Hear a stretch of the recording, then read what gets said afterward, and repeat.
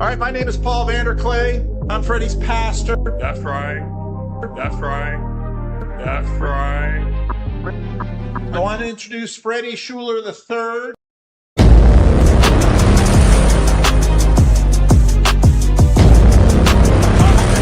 Was good, really though. Go 49ers, Super Bowl. What's up, J-Lo? What's up, T Grizzly? Doing it really big up in here. Hey, doing it really big up in here. Doing it really big up in here. Hey, one love. One love. I want to introduce Freddie Schuler III.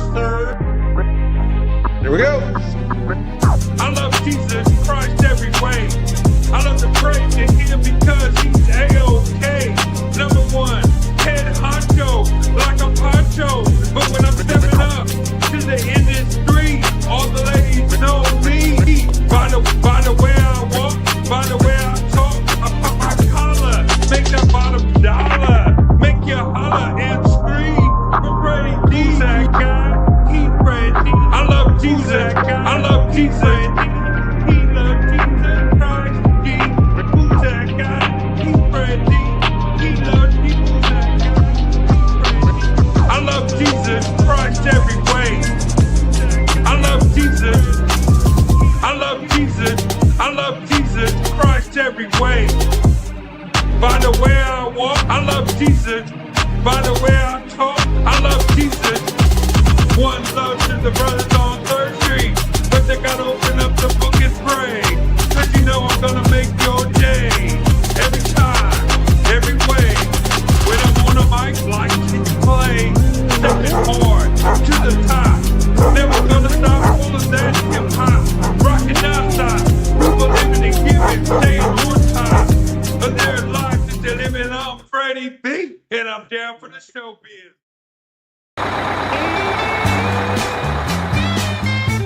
Ooh, yeah. Can you feel it? That sweet, sweet revelation. The truth is served, take a sip. Ooh, it's a holy sensation. Sip the Kool-Aid, baby. Pass the cup, don't say maybe. Once you're in, you're never out. Say amen, scream and shout. Sip the Kool-Aid, baby. Pass the cup, don't say maybe. That's a maybe. Once you're in, you're never out. Say amen, scream and shout. Now don't you question, just obey. Groove with us and fade away.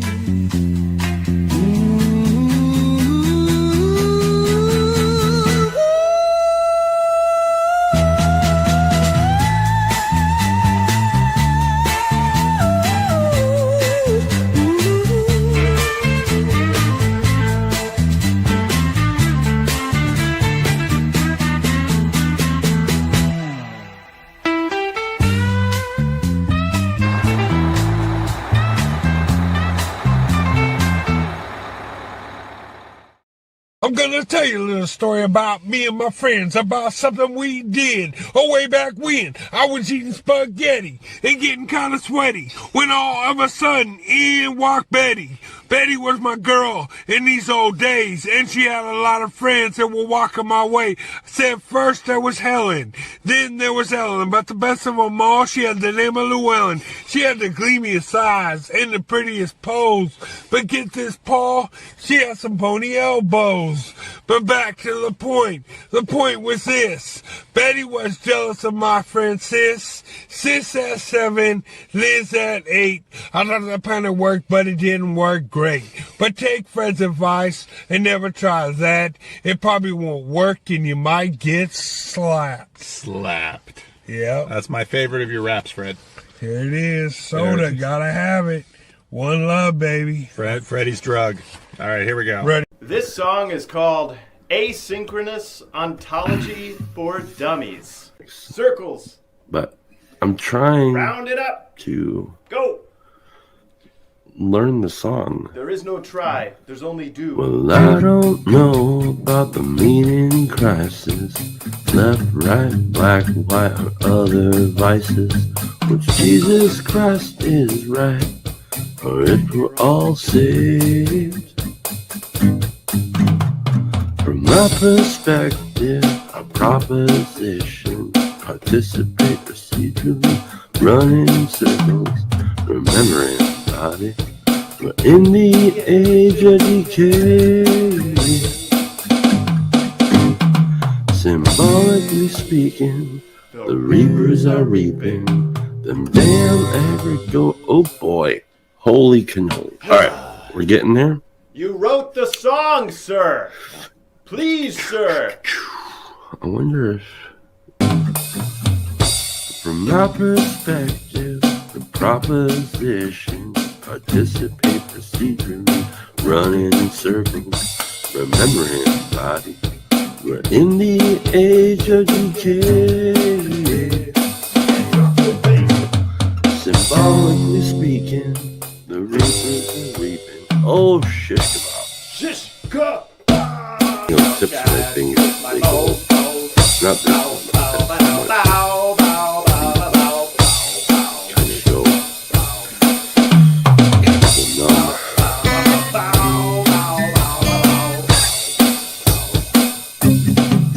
Here we go.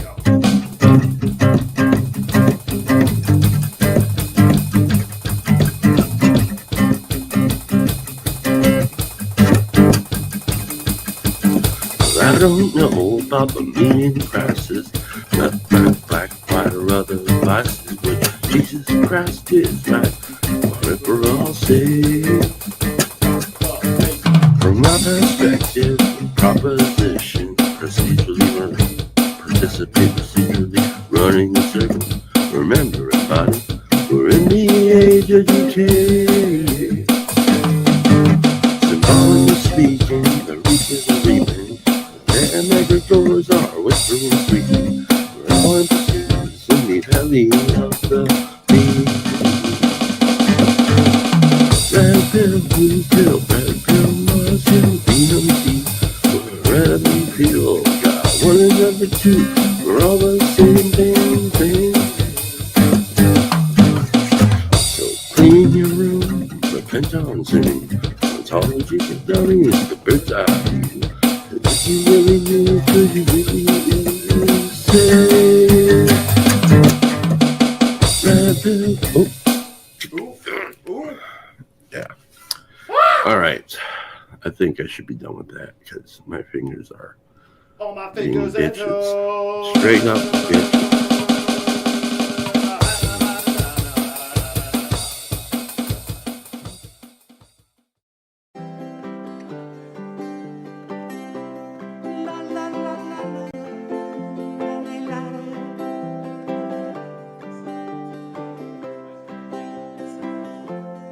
Even the sparrow finds a place by your altar.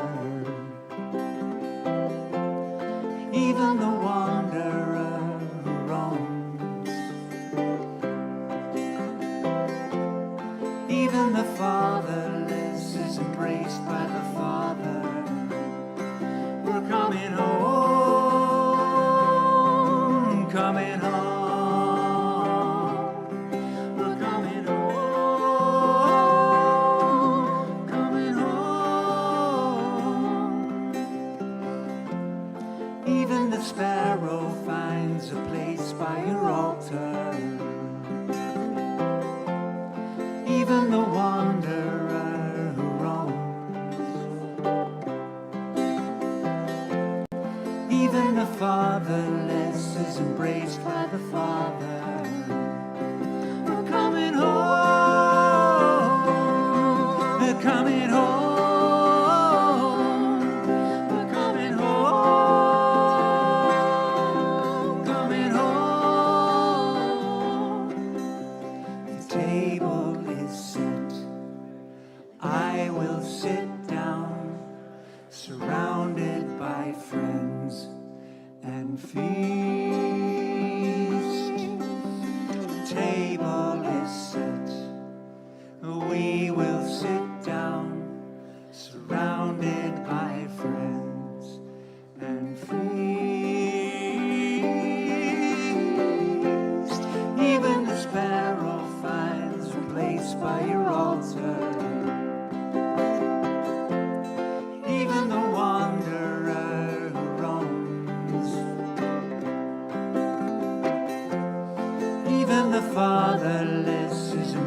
promised by the Father.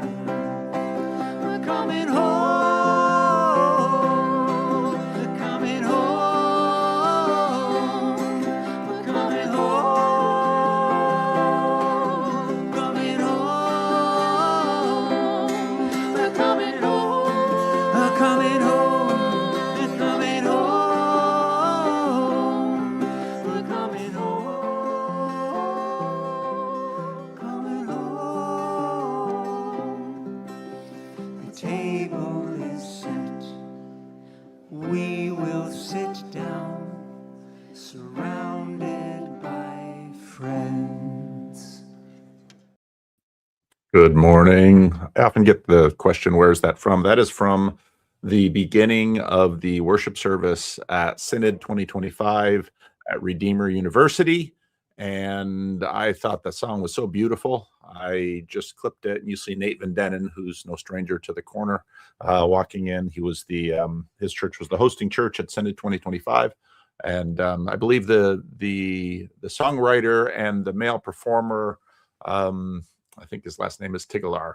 So that's not an unusual name in the CRC, but it's out there. So welcome. We haven't done a Friday Estuary live stream for quite a while. I apologize for that. I've just been busy. December was busy. January's been busy. Things have come up, and things are continuing to come up. So I'll do these when I can. I usually by Wednesday or Thursday ask myself, can I do one this Friday? Will my schedule permit it? And if so, then I'll create a Google Doc and I'll put it in the membership section. I'll send it out to members of the channel, and they can edit that Google Doc and sign up for a slot. It's the first 5 get a slot, and then off we go. And there's no real way to know when I'm going to post that, except it's usually a Wednesday or a Thursday, because it basically I post it when I both come to the conclusion that there'll be time on Friday to do this, and I have a minute to create the Google Doc and do it.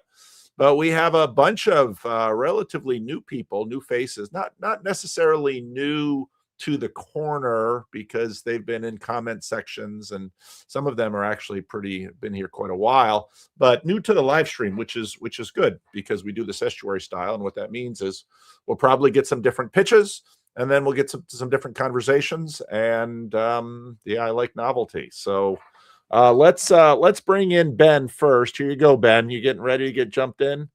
There you go. I am. Welcome, Ben. Good to be here. Thank you, Paul. Tell us a little bit about yourself. Yeah, sure. I live in Springfield, Ohio with my wife, Katie, and we've got a little dog named Pippin, after the Hobbit, not after Scotty. And no kids yet, but praying for one soon. So. All right. Okay. And how long have you been around here? It's probably been 18 months since I went from Peterson to Peugeot, and then whatever time period after that, going deeper. All right. So the Peterson Peugeot pipeline still holds. All right, Ben, thank you for jumping on. We'll bring in Jonathan next. Jonathan, welcome. It's good to be here. This is my first time, so you have to tell me if audio and stuff isn't coming through right. But you sound good. Sounds so good. Tell us a little bit about yourself. Yeah, so I'm currently living in Malden, Massachusetts, so just part of the greater Boston area. And I got married this past June to a girl from Toronto, Canada. So in our longer range plans, we're planning to head back that direction. She's finishing up some school here, and I'm currently working as a research tech with Brigham Women's Hospital doing cancer research. Been around the corner. It's probably still under a year. What really brought me back into it, I think, Paul, I had interacted with some of your stuff a while ago and didn't really stick with it. And then your response to Peterson's Jubilee thing is what really kind of brought me back into it. And basically it was like, I like the way this man thinks, and I think my brain works in a similar fashion. And so yeah, it kind of pulled me in, and I've been watching quite a bit of the videos here and following a few of the other channels as I have opportunity. So yeah. All right. Well, welcome, Jonathan. We look forward to getting to know you a little bit better. All right. This guy has actually been around quite a while.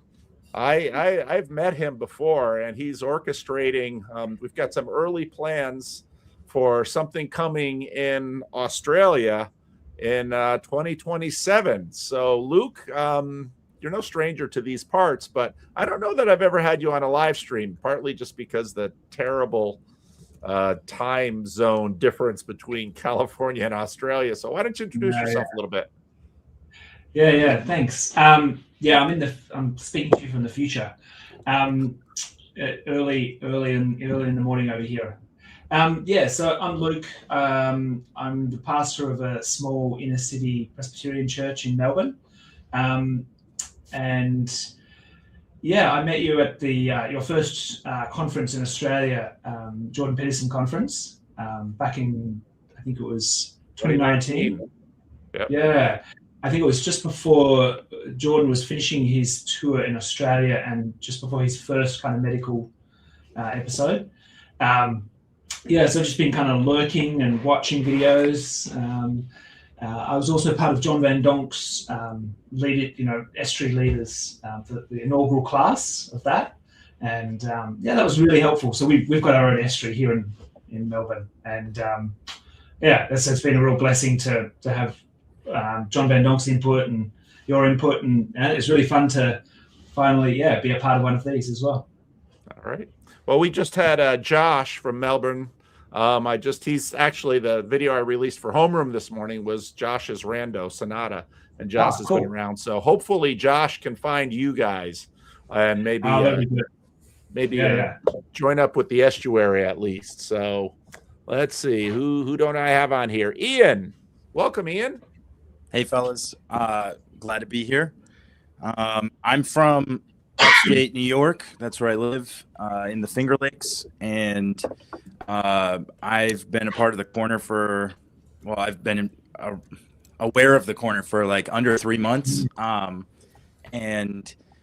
But prior to that, I did a rando with Christian Baxter and kind of explained some of my story prior to that, but just got really involved with Peterson around COVID. And then a few months after that, gave my life to Christ, and a lot of things started to snap into place. I got married. I tried to become a non-denominational pastor. I stopped trying to do that. I started a podcast to try to think through some of the things that were impeding my progress as a non-denominational pastor. And so we're almost at a year for the podcast, weekly episodes. A friend of mine does that with me, and I interview people. And yeah, Jordan Hall was the connection. I just went on a huge Jordan Hall tour de force, and eventually got to one with Gray Hamilton. I was like, who's this guy? Why is he interviewing Jordan? And then reached out to him and had him on my podcast, and then he connected me with you guys. So. All right. Well, what's the name of are you on YouTube, or is it just a podcast? What's the name of your channel? Yeah, it's Insight Incorporated, and we're on YouTube and Spotify and Apple Podcasts, etc. All right. One of these days I got to get on Spotify. I have to do some editing of my old RSS catalog to be Spotify compliant. And it's just one of these little chores I've never done. People are like, when are you going to be on Spotify? It's like, I'm lazy. I'm a selfish, lazy podcaster on YouTube. That's who I am. It has video now. So, you can put out the whole thing. Yeah. Oh, well, maybe that's an easier way to do it. All right. Maybe I'll check that out. All right, and then we have a veteran here, especially to the live stream. Jason, how are you this morning? I'm doing well. What should I say? Yeah, well, just gives a little brief introduction because you've been around and people sort of know who you are already. So sure.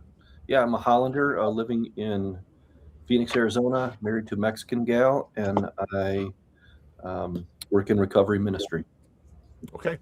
All right. Very good. I don't know who's got the noisy. I think it's you, Luke. He's typing. He's a pastor. He's multitasking. He's trying to work on other things while he's waiting for his turn. Those of you who have never watched this before, we do this estuary style. What does that mean? That means that we don't know what we're going to talk about yet. we are going to the topic will arise from our conversation, and we're going to do this in a series of rounds. We've just completed the first round, which is introductions. The second round, we're going to pitch an idea to the group.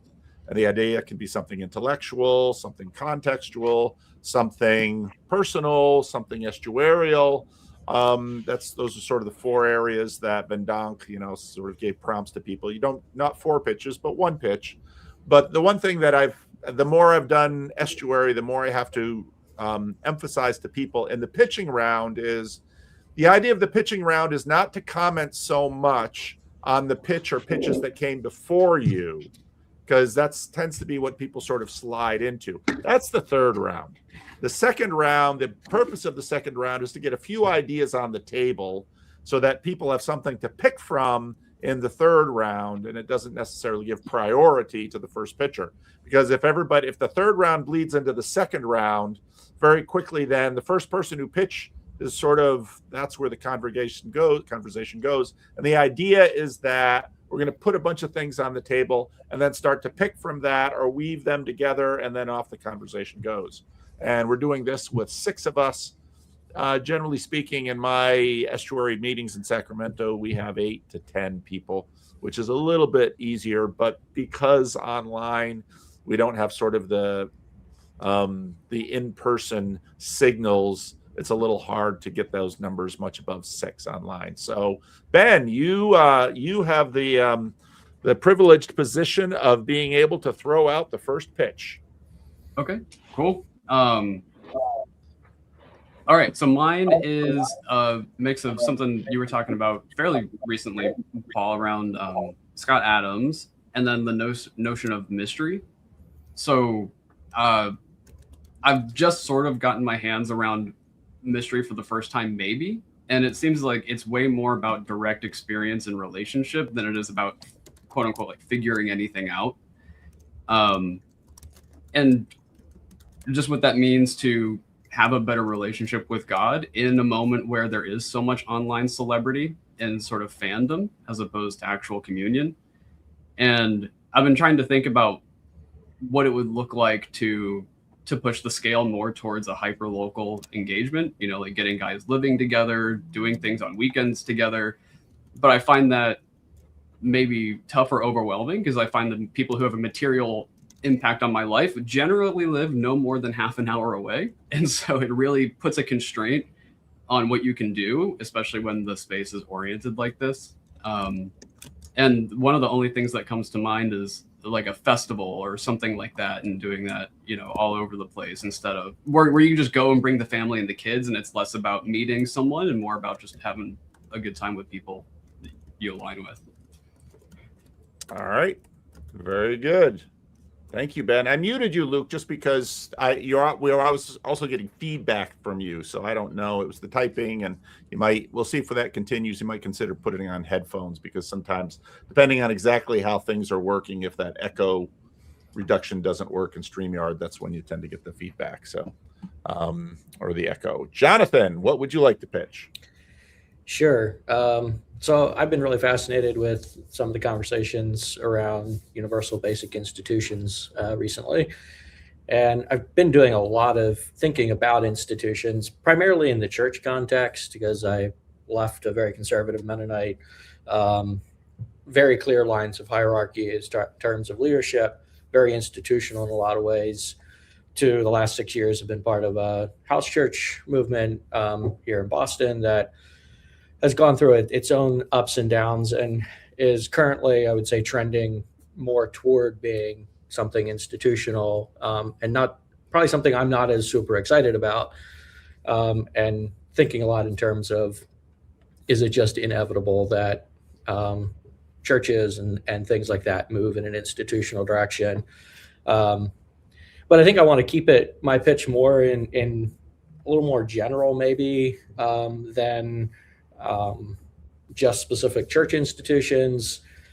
And I'm going to frame it in the terms of the Neil Ferguson thesis that we're kind of living in the new Reformation. The old institutions of modernity and postmodernity are mostly dead, but we're not quite sure what's going to emerge for the next in the next era. And so then the questions that I think I would throw out that I'd love to hear discussion around is, what institutions do people think will emerge to kind of be those universal basic institutions in kind of the next era? And then also maybe something down the line of how much can we actually put conscious effort into collaborating and thinking about shaping those institutions, or does it just sort of emerge and you simply have to kind of live with whatever emerges?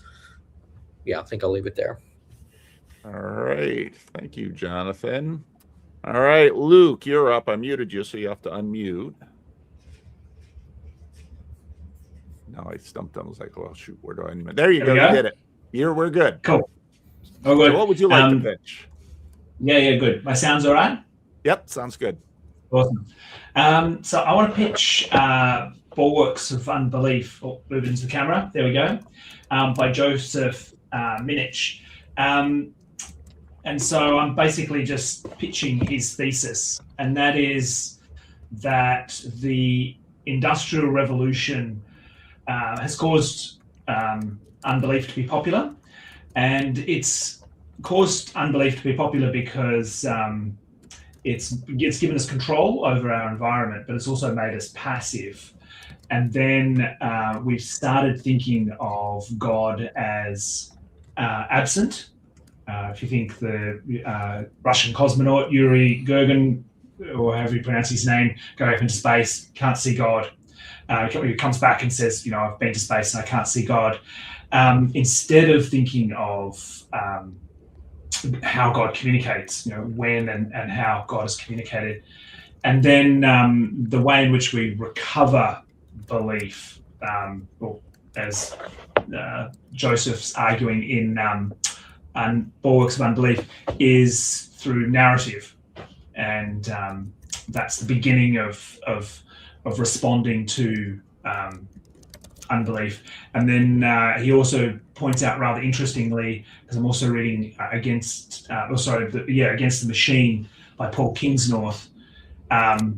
He argues that when we think about technology and we think about the Industrial Revolution, we should be thinking that it's humans using technology. So we should be thinking about what humans are and how they behave. And so those two tools, thinking about humans into technology and thinking about narrative, will help us on the path of recovering belief. So that's my pitch. All right. Thank you, Luke. Ian, you're next. What would you like to pitch? I have likewise been thinking about universal basic institutions. It was preceded by some of my own institution thinking, just trying to wrap my head around how do we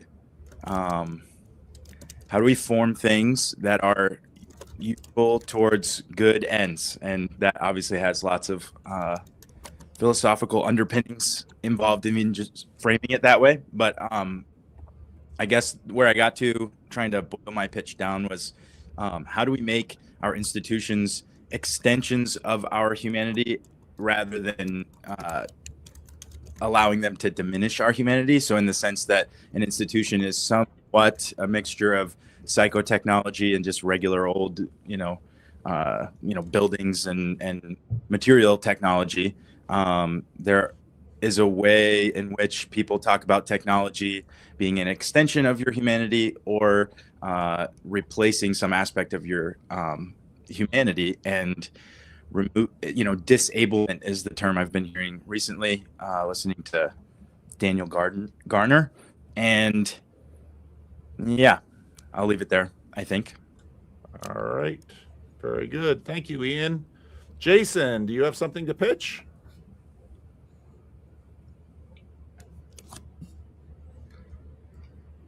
I had to unmute myself there. Sorry.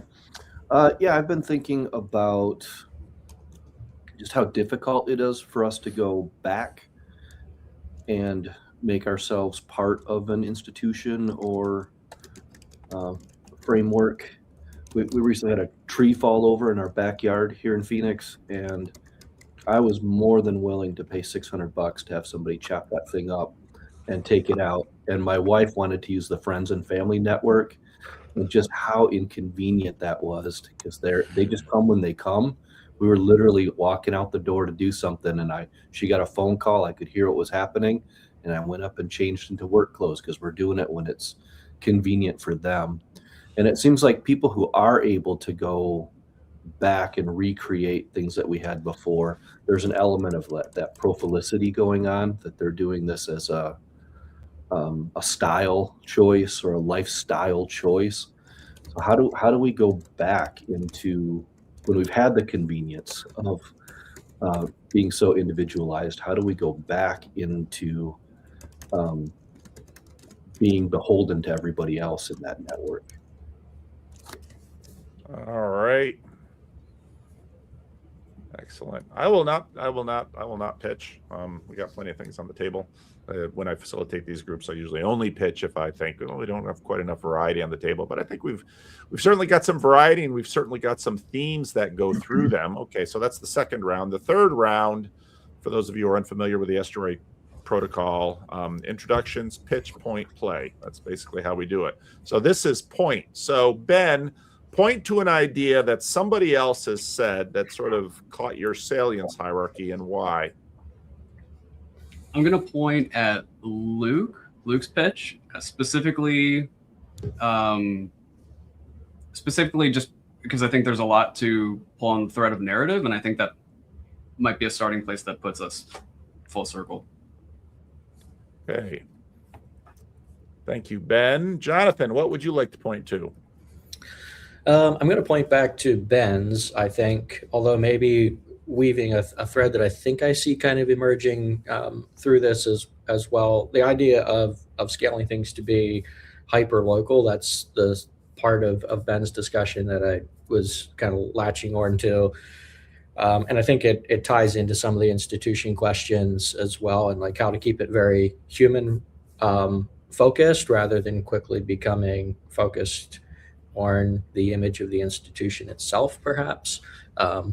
But sort of that question around how do we scale things to be very local and also focusing on the human flourishing aspect of that. All right. Thank you, Jonathan. Luke, what would you like to point to?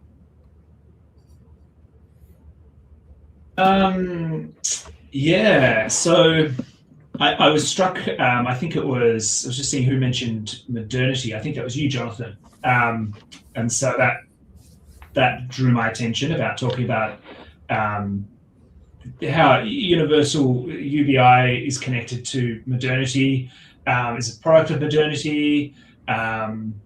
Untangling that connection a little bit more.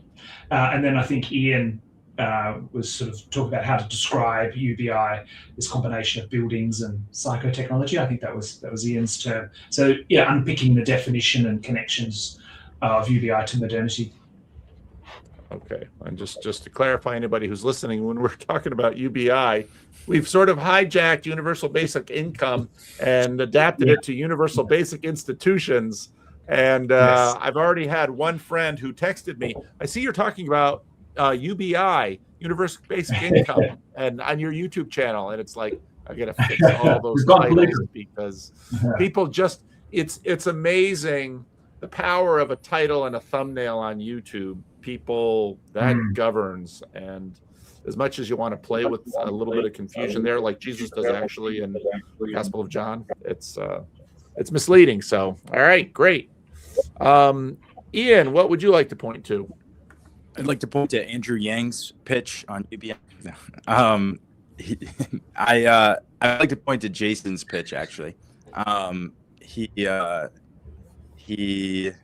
captured my imagination. I think that's a very practical point to start when it comes to the things that we all say we want about the old days or human connection and the things that naturally come along with that, which we necessarily have to oppose with the comforts and ease of our meaningless, lonely modern lives. All right, very good. Jason, what would you like to point to? Oh, you're muted. I know it's hard to. I swear I'm not a unmute. boomer. I swear I'm not a boomer. Strike one. Hey, I know plenty of young people who don't do well with tech too. Trust me. Yeah, I would just point that I definitely heard UBI come up quite a bit. So I would just point to that theme. We definitely seem to have a consensus about wanting to chat about that. All right. Well, it's hard to sort of tally this up because everybody sort of pointed to different people, but the thread seems to be developing in terms of when we're talking about. I think in some ways, who mentioned Ferguson, that we're in a period of institutional destruction and a desire for new institutions, but it's difficult to know how that goes. And one of the things that I sort of Ian kept talking about institutions as an extension of our humanity.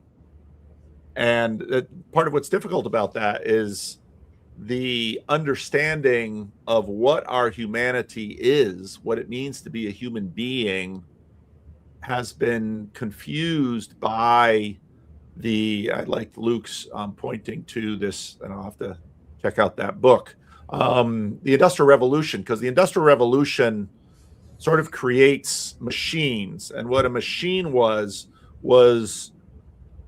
basically an iterative process. And early machines are very simple iterative process, how to make a wheel go round and round.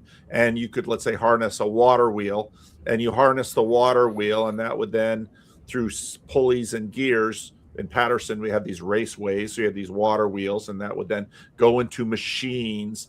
And you could basically create something more thread-like from a circle. And early weaving, spinning, textile production, you could create something complex from the simplest motion, which is a wheel. And we human beings are interesting combinations because we get bored with circularity. And so we like machines to sort of offshore things that get us bored. So, and I think you get narratives are more threads, engines and machines are more wheels. And I think in some ways we're looking at that. I've been working as universal basic institutions. I guess Paul Allen should feel proud of the fact that he's colonized the corner pretty persuasively with an idea. A lot of people have tried that, and Paul has succeeded. He's colonized myself and Rod Hare, at least, and we sort of put this on blast. But I think Paul is onto something in that we like institutions in the same way we like machines, because they're predictable and reliable. And I see that in Jason's pitch, because it's like now he's got a trade-off. We can use because I also know what it's like, Jason, to have a tree fall and all of the work that goes into just processing that tree. The chainsaws, the chippers, all of this stuff. Again, machines. And if you call a guy for $600, they've got the chainsaws and the chippers and one or two guys, and they do it every day. They're an institution. They're like a machine, but they're a human institution hybrid. So it's the people come in with their machines, and you can put them on the schedule. If they're professionals, they'll show up at a certain time, they'll get the job done at another time, and Jason can go on with his life.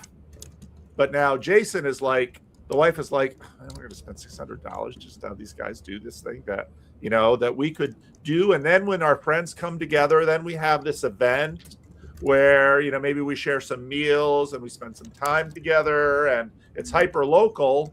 But then Jason is like, hey, wait a minute, I've got my machine life going, and this is a major headache for me, because and that connects with, I thought it was very interesting, Jonathan's pointing to house churches, because house churches are hyper local and they're very unmachine like, And then when you get into something like liturgy, if you think about what liturgy is machine-like. And part of the pitch of, let's say, the Orthodox is that we've been running our machine for 1,600 years, and our machine runs just like it's always run. And as a Protestant, I say, write me down as skeptical there, because if you go back and put in a water wheel and establish a factory in Paterson, New Jersey, via the raceways and the water wheels and all of those things, you're not going to be putting out 19th century locomotives anymore. You're not going to be putting out textiles anymore.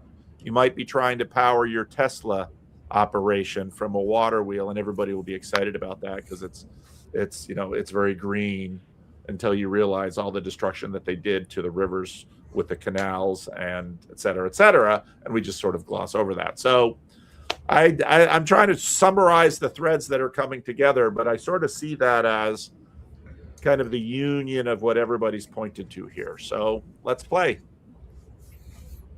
Jason, did the tree get cleaned up yet, or is it just still sitting halfway done? It was 2 half days. One we do have a pretty serious echo. I'm not sure where that's coming through. It's Luke. You might have to find some headphones, Luke. Yeah, I was gonna say we did 1 half day with the cuñados, and we did 1 half day with my pastor, and it's gone. All right, congratulations. How do you feel about the now thinking about paying someone $600 to do it, or your wife prevailing? What's your assessment of it? I still think 600 sounds good. All right, Big Evo wins again. Go ahead, Ian.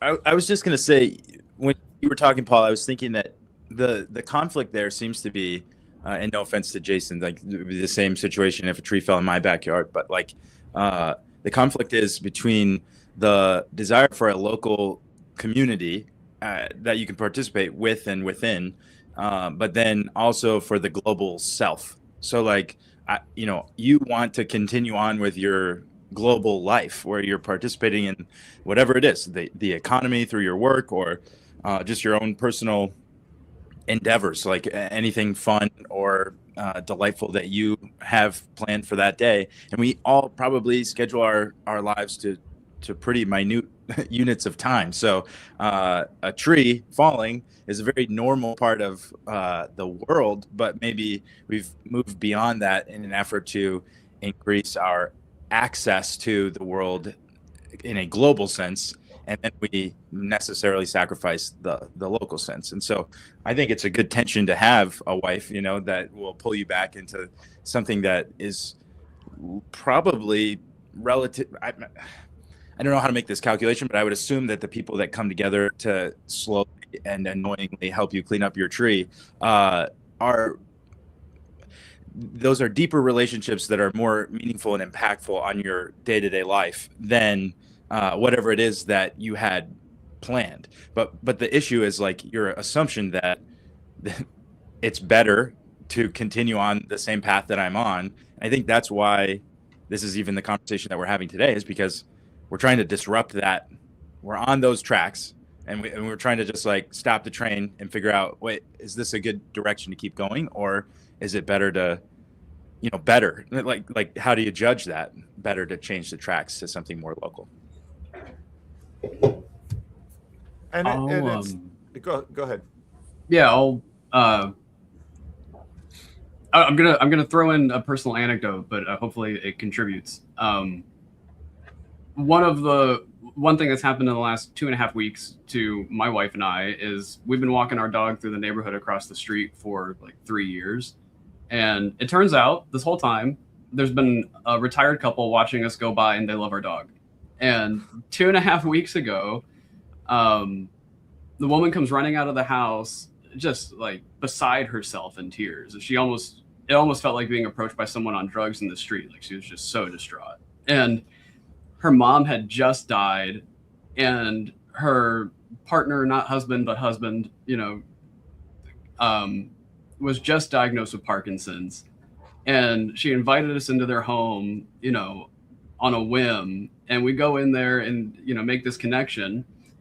and that it's pretty clear that they're eager for some company and that, you know, we could go over there. And we've been a couple times, but not as much as maybe like I should. I can walk to their house in 5 minutes, you know. And I work remote, and like I'm hyper convenience guy. It's just kind of the way that like things have gone.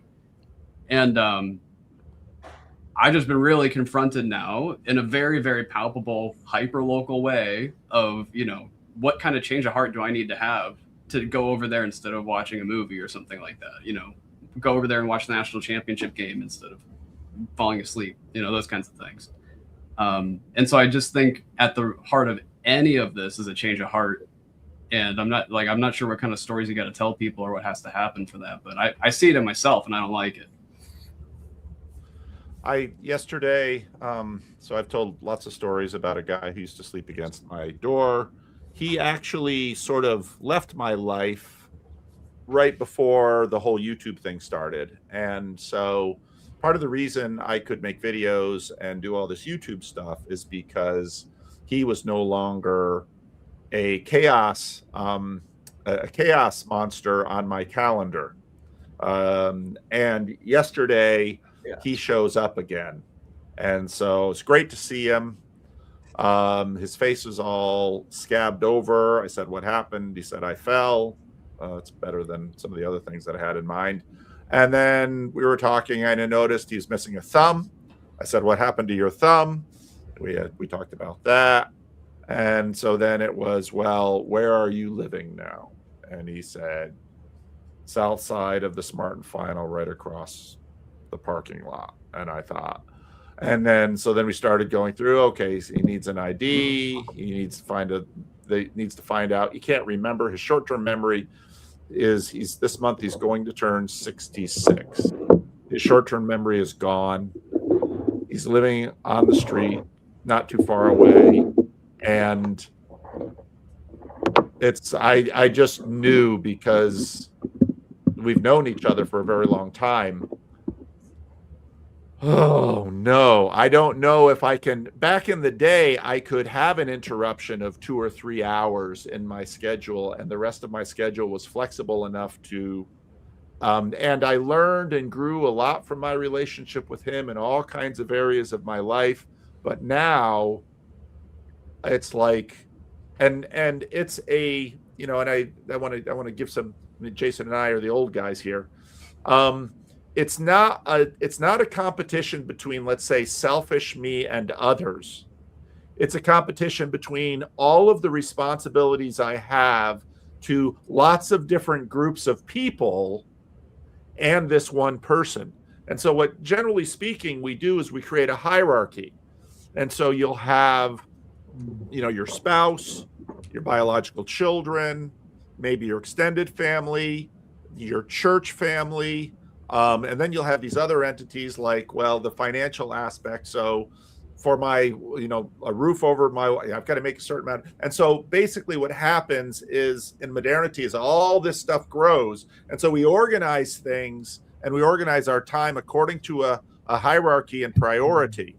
And now sometimes, like the East Coast and the Southeast in America is going to get a bad storm. And so the whole region is going to sort of put on pause when places that don't get any snow get snow and freezes and all that kind of stuff. But everybody sort of understands you can have that. But then you get something like a war.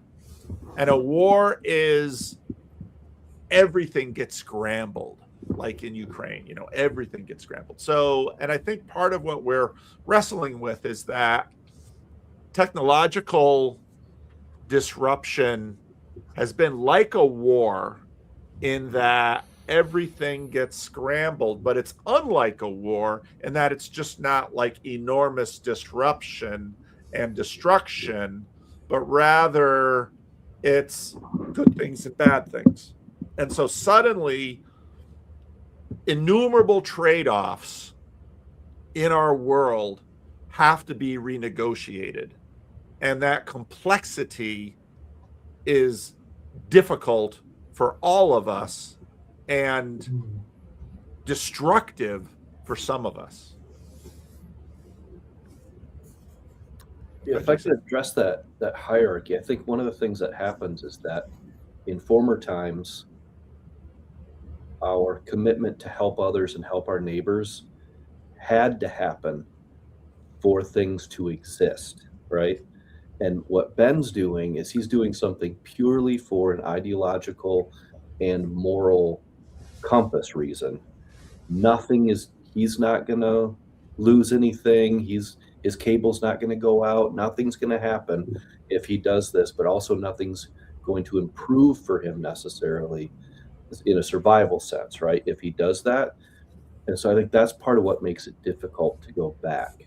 And I see this with parenting too. My wife grew up in a situation where if the kids didn't help out mom, they literally starved.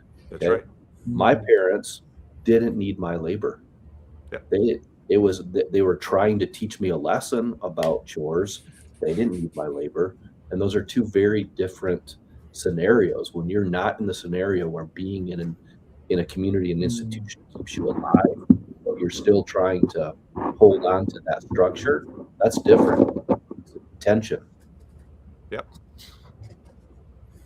And I think isn't some of that the question of then like how do we intentionally create spaces where we do have that sense of need, even if the need is perhaps slightly artificial, because I think we're all grasping at something that we sense that we need this community, we need connection, we need all of these things. Like that is an important need, but how do we build that when it's not quite as directly linked to immediate survival? I think Elizabeth Oldfield has some things about, I think she uses an example of like a lawnmower. They intentionally didn't buy one when they started their little micro monastery thing so that they would be dependent on others.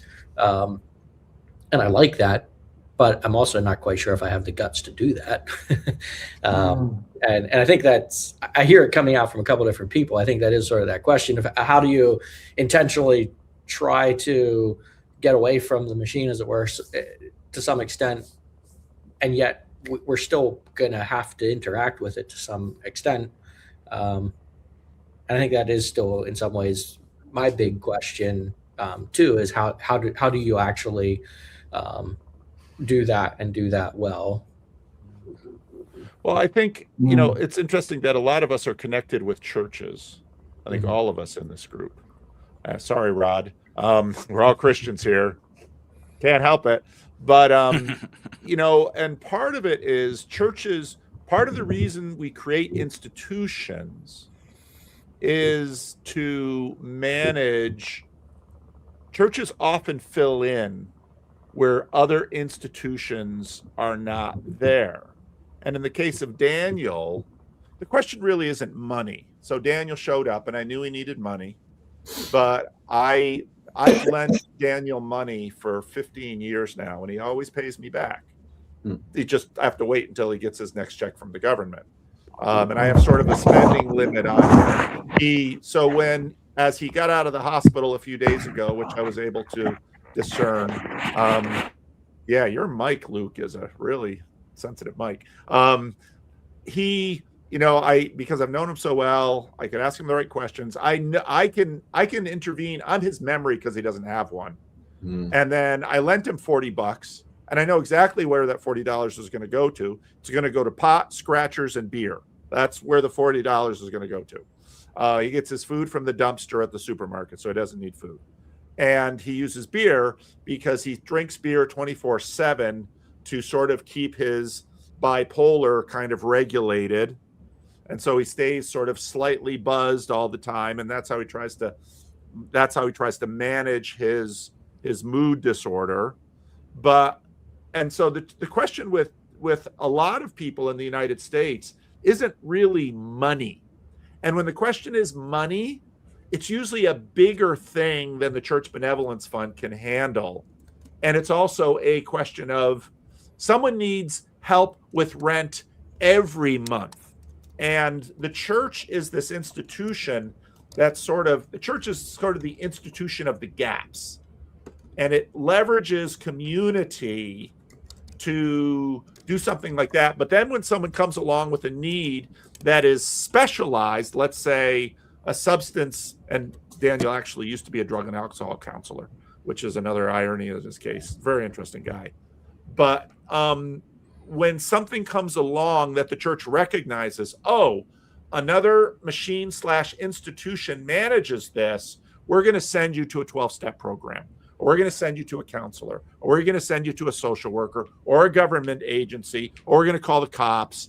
And, and so what we have is this extremely complex, large machine, as Paul Kingsnorth would call it, which is sort of managing things. And increasingly, the church sort of emerges, and we see this emergence and recession in churches. The church sort of emerges when the machine isn't working so well. And because religions are so broad and so old and so deep, I've been doing a lot of thinking about the Iranian revolution lately. The religion sort of comes on and sort of fills in the gap until other new systems can be taken, and then those systems get reevaluated, on and on and on.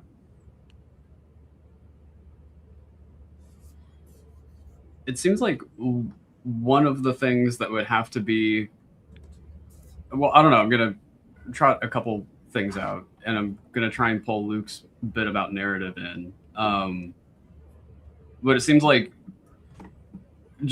some sort of, like, I think the institution we're ultimately talking about kind of is the church. Like, it is hyper-local, it is fractal, it has a common purpose, it assimilates people from any, like, different identities.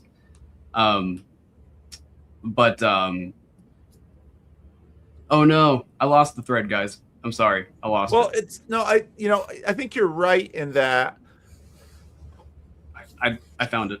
Okay, go ahead. If I can keep going. I think part of it for me is maybe just bringing awareness to how many of my relationships or how much of my life is mediated by the machine. And there's a little bit of an out of Egypt moment to this whole thing. Like, this is great. And I would not have had, the metanoia that I've had in the last couple of years without this corner, without the ability for Jordan Hall and Peugeot and those guys to be having all these conversations. Like, it's really made an impact. But it has to land somewhere where the trust is not mediated by anything at all. And I think one of the things that does that is the narrative piece. Like, every name feels to me like it has its own telos. Like, there's a name to a story, and then all the characters within that story have their own telos kind of captured within their name.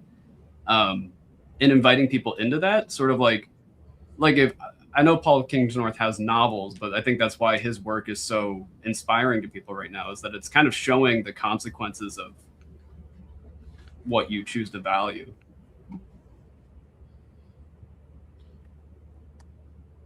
Yeah, Paul has this, as in Paul Kingsnorth, he wants us to have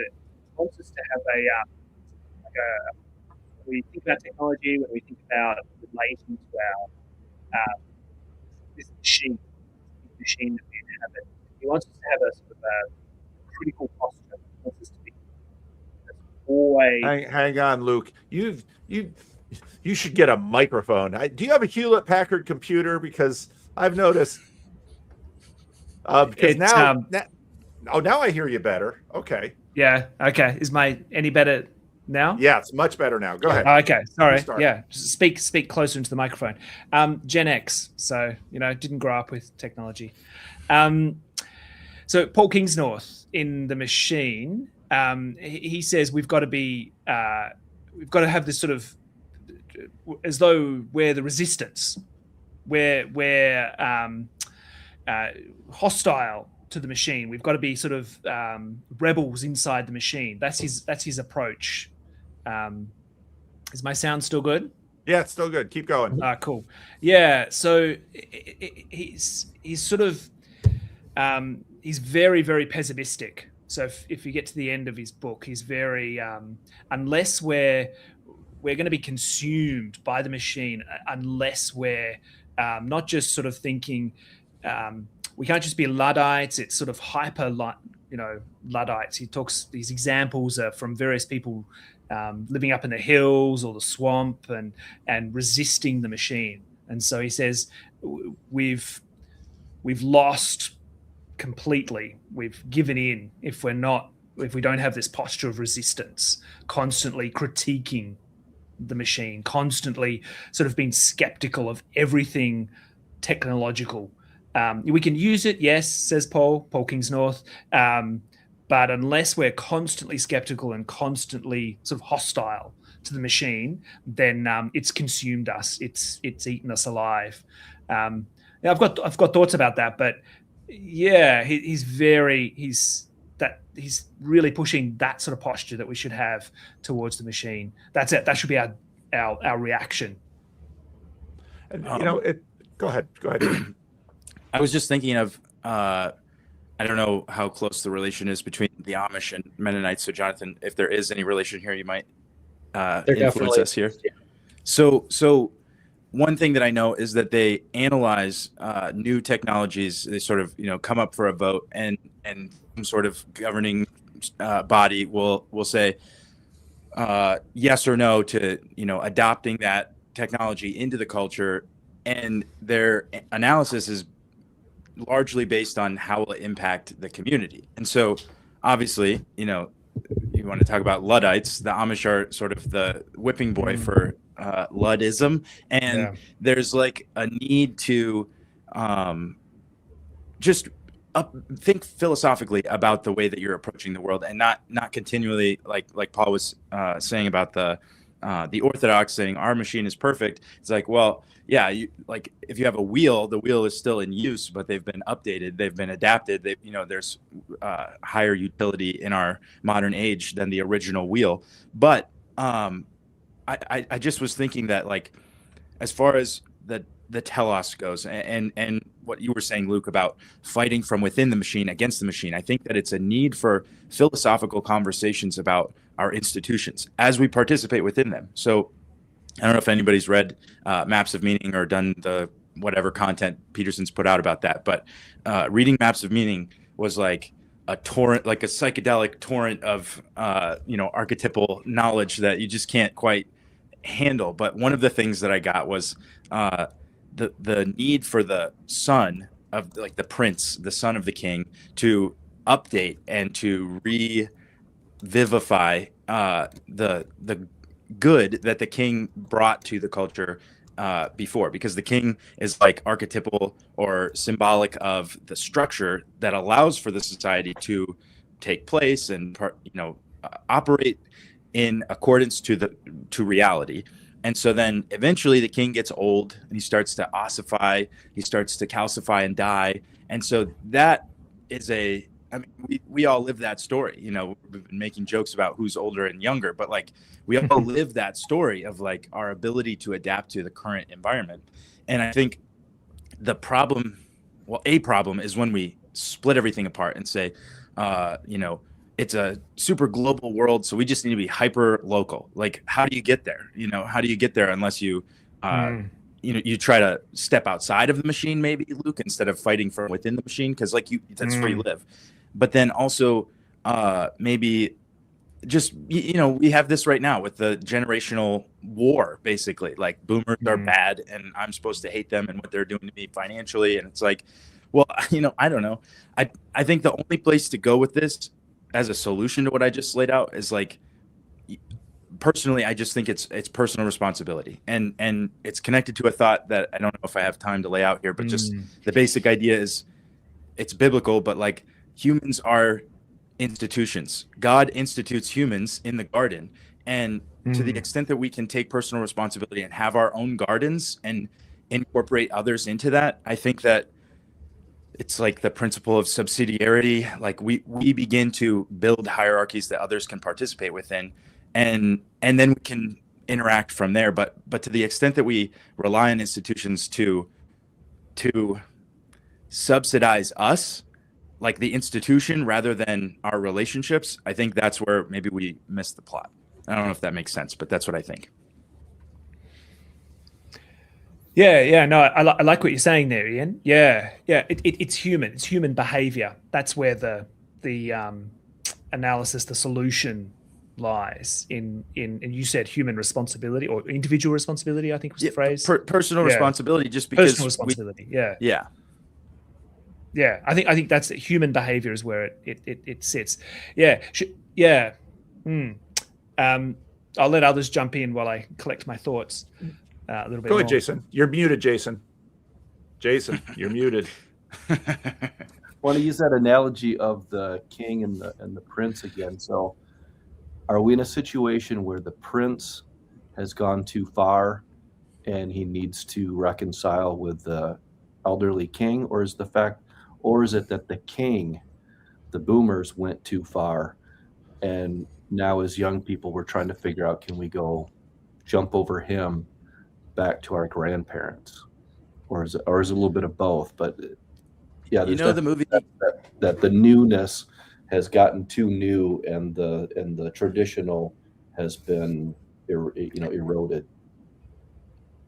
You were making me think of the scene in Gladiator where Marcus Aurelius is like sort of confronted with his son, and Joaquin Phoenix is like wants all of the benefit and power that the father has accrued through his wisdom, but with none of the wisdom and none of the responsibility, and it just guts him. And that is a much more intimate relationship than I think we even have. Like, I think we're so separated from the past generations that I don't know, like the machine might be our father at this point. Go ahead, Luke. There you go, Jonathan. I'm probably going to go. Was going to go in a slightly different direction. So if you have something on this track, just go. I was just gonna, just thinking about our relationship to the machine. So Paul Kingsnorth is very negative, very, very, very critical. But I think there's the way to we need to think more about our relationship to the machine. And I had to jump out to get my headphones, but I was just wondering about the definition, and Paul Vanderklay might have talked in previous videos about the UBI and its nature. And is it, I know it's a combination of machine and human and sort of ideas. It's a sort of a bundle of things, but we perhaps need to define what we mean a little bit more by the machine and our human relationship to it. Because if the solution is human, and the way we relate, then I think, there's a perhaps a positive way in which we can relate to machines around us. So wanting to just draw out a little bit more of is the UBI really bad and negative, and the machine? Paul You mean the Kingsnorth says institutions, universal basic institutions, not Yeah. income. Okay. Sorry. UBI always in this conversation, always referring to universal basic institutions. Referring to that. Paul Kingsnorth would say, absolutely, from the ground up, top down, completely hostile, Tower of Babel, completely evil. Just everything. The microphones we're using right now, the ideas, the everything. And so unless we're constantly on alert against that, then we're in trouble. But I think, there's a way out, and Ian, you I think you're touching on it with the way you're describing how humans relate to it. That's and so I think there's an optimistic, there's an alternate path that's not as negative, not as hostile, and I'm just wanting to hear you draw that out a little bit more, Ian. I don't know if I can maybe kick it to Paul, because one of the things that I had a question, I listened to all the stuff that you did about the Universal Basic Institution with Rod and the other Paul, and you touched on it a little bit about how the church could be that institution, and then today we were talking about how the church kind of operates as an institution of the gaps. That's a beautiful phrase as well, where it just kind of patches the holes and facilitates connections with the maybe the machine at this point in some form. So one thing that I think about that is, like, that to me, and I don't know if you can be a libertarian anymore. People don't think it's very cool, but like I don't. I'm an anti-federalist. You know, if I had to like pick a government ideology, that there's no party for me. So it's like I don't really believe that the solution is, you know, another institution rather than the people around you. Even though you could have like a fire department in your local area, and that would be an institution, right? So it's almost like I guess I would say the church can be the universal basic institution insofar as it creates. This is like a philosophy of mine, but like things are good insofar as they create the conditions for, sustain the conditions for, I don't know, benefit from the conditions for life. Like life is the real orienting principle. So then there's like a marriage is an institution, right?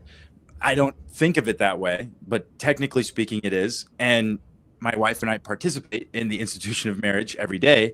And it's very different than other people's marriages, I'm sure.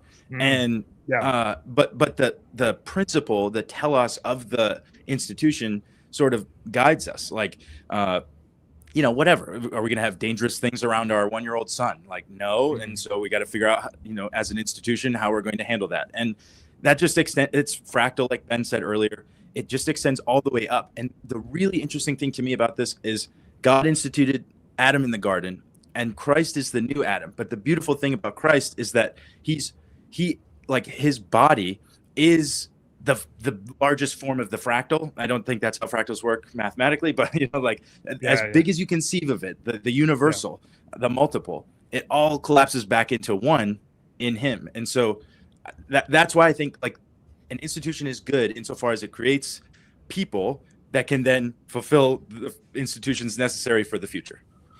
I would, with respect to the church as both the institution of the gaps and church as the universal basic institution, so many of our institutions in the modern world are spin-offs out of the church. Yeah. The way democratic government is a spin-off out of the church. Hospitals are spin-offs out of the church. Social welfare is spin-offs out of the church. Now, there are older institutions such as family that are older than the church. And I'll just put a little note on the personal responsibility at the top of the hierarchy. It is Jesus who, to the person who says, I'll follow you, but first let me bury my father. And Jesus says, let the dead bury the dead.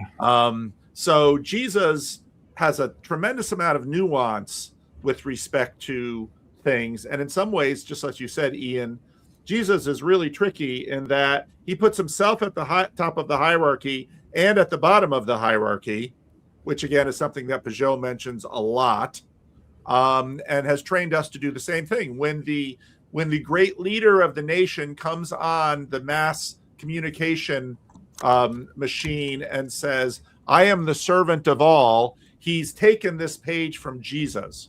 And so I think part of what happens with these institutions is that the church is this bigger vessel.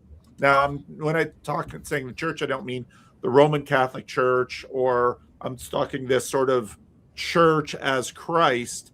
And so that when the machines that the church spun off sort of start to break down, then they sort of go back into solution into the church pot, and churches are probably going to boil out a new machine to continue what churches had done. And because what happens, as you said, Ian, that these machines, not unlike kings and fathers and those kinds of things, they get gunked up over time. They're no longer shapen. And so something comes along and the machine is abandoned or destroyed.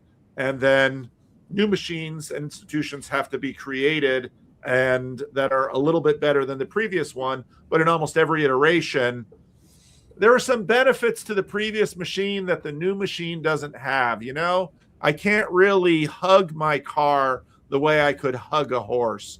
And the car doesn't really know me in the way that the horse knew me. But cars beat horses all over the place, generally speaking, but then the horses remain around the fringe. So it's sort of a way of seeing this ongoing evolution and understanding the church as part of that story. I want to give Jonathan a chance because he got put off before. I don't know. Sorry, maybe it's gone by, Jonathan. In some ways, it has. I was going to riff off of Jason's idea about whether the boomers were the ones who went too far, and if they are, who was the prince and who was the king, I guess. And the interesting thing that I've noted that I don't know if I've heard a lot of people talk about much is, it seems to me that interestingly enough, the boomers really upended their own society in the 60s. But then once they came to power, they really clung to it and they never really wanted to let it go. And I've seen that both in governments and in churches, because it almost seemed as if they always interpreted that the oncoming generation was going to disrupt them in their lives as much as they disrupted the institutions that came before.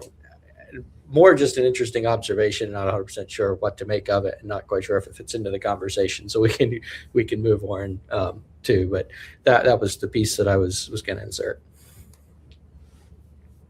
I could.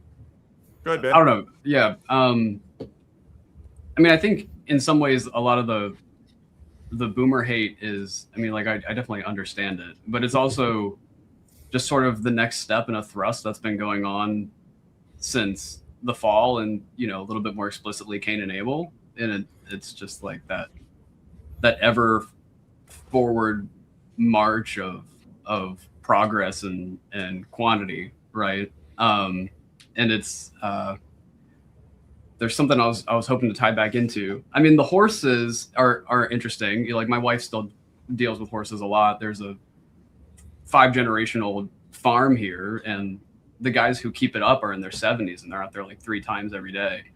But maybe I'll tie back like 15 minutes ago, Ian, you said what we have to do is have a philosophical approach to how we deal with the machine. And I think that works for some people. Like there's definitely some sort of structural philosophical layer that helps. But it doesn't work for everyone. Like a lot of my friends will never have these conversations or even care to. And so you have to just show them the thing that's more worthwhile. Like once you experience it, like, I don't know, once you experience a horse, you just really wish that cars didn't exist,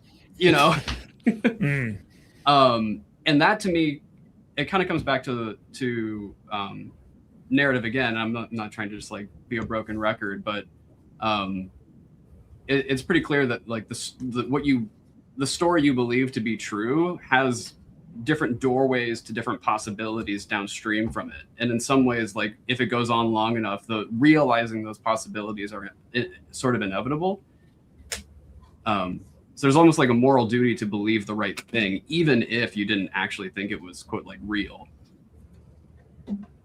That was a weird pivot, but there. Well, and again, the horse is an interesting, Chad's been saying, a horse has become an extreme luxury. So my youngest son went to a secondhand camera store, bought a film camera, and recently he made a trip to Japan to visit some friends, and he took his film camera.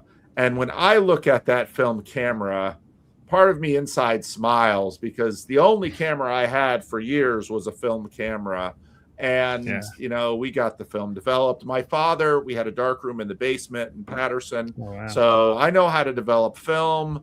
We had an enlarger. I mean, I've done all that stuff. And then when digital photography came around, it was like, this is amazing. I can do so I was an early adopter with digital photography, on and on and on. And then I see my son playing around with film, and I'm not going to stop him. Every now and then it's like, give him some tips because I know a lot about this, but it's interesting watching sort of these waves rise, but then there's always a remainder. It's sort of Peugeotian. There's always a fringe, and that a whole bunch of his friends have these film cameras and they're playing with them, but it doesn't mean they're not using the cameras on their cell phones. Yeah, in some ways, they become luxury items. Yeah, part the of horse is a luxury right? item. Yeah. Did you guys Part of see the the profile that I do this. Yeah, the prophilicity, your mention of that, Jason, was really helpful. I think it was you that mentioned the prophilicity angle of it. Yeah. Because now, even though my son is also a little bit anti social networks, because it's somehow higher status to be anti social networks now. So we're in this weird transition where you can gain status by being a bit of a Luddite, and perhaps Paul Kingsnorth is the king of that. Mm. But then there's wonderful benefits, isn't there, to technology? So it's wonderful to be able to just pick up your phone and snap a picture. It's wonderful to take antibiotics. StreamYard, isn't that a useful tool? So I guess I'd love to draw out a little bit more of what the universal basic institutions are, and should we be hostile to all of them? And are they, like Paul Kingsnorth would argue, part of this evil Tower of Babel machine? Well, and marriage is clearly is an ancient universal institution. It's hard to think of one more deep in us besides marriage. There are other. Then you get habits, patterns. So, but when we use that word institution, we sort of have a sense of it. So perhaps we need to distinguish between these institutions and the machine and the Industrial Revolution, because marriage is way before the Industrial Revolution. Marriage is this basic bedrock institution. The Bible puts it in creation. I mean, it's Genesis 2. Yeah. And the church has sort of picked up on that. And you look at Christian marriage liturgies, and it very commonly says, instituted at creation. So that's about as deep as you're going to find. What's interesting is a lot of the things that we would call the machine are things that undermine that institution. And when we go into a country that has very few institutions, we bring in healthcare and we bring in, loans for small businesses. But I don't know of any programs going into a country to strengthen marriages. And isn't that part of sort of where the wrestle point is with us right now, in the sense that universal basic institutions, in a sense, rooted in things like marriage or religious community, church, some of these kinds of things, and then it is the institutions that grow out of it, as Paul mentioned, in modernity and post-modernity, end up then trying to divorce themselves from that foundation, the Tom Holland thesis, if you will. And then that ends up kind of circling back around and destroying those more universal institutions. I feel like it was kind of a rambly way to say what I was trying to say, but and so I think now we're at the big question now is a lot of these institutions, of whether it's social institutions, have sprung out of governments, or whether it's universities, and all of this seems to be kind of dying. And so then how do we go back, or what do we go back to? What is that universal? And is it possible to get back to something, to institutions that are universal, but that aren't destroying the humanity, but are rather enabling it the way those universal ones were, things like marriage, things like close community, and some of those ideas. I don't know if I don't feel like my words came out quite as coherently as I thought it was in my head. The interesting thing about marriage with respect to universal is that, we talked about horses being luxury items. Marriages are in a certain way luxury items as well. You have to achieve a marriage. If Rod runs for president, he's going to say, if I ever run for president, my platform would be a spouse for anyone who wants one and anyone who wants to be one. But the part of the reality of institutions is that they also, and I had said this on my video yesterday, they require sacrifices. Not everyone is willing to make the sacrifice, and not everyone is able to make the sacrifice necessary for the institution of marriage. To Jason's point about governments and marriage, I would disagree. Governments have, over the years, tried many ways of supporting marriages, and you find it in tax policy. Even governments recognizing marriage is, as a legal entity, is a way that governments try to strengthen it, because they realize if there's one thing, and this is part of the reason that religious communities often police human sexuality, because if there's anything that will cause chaos in a human community, it is sexual chaos.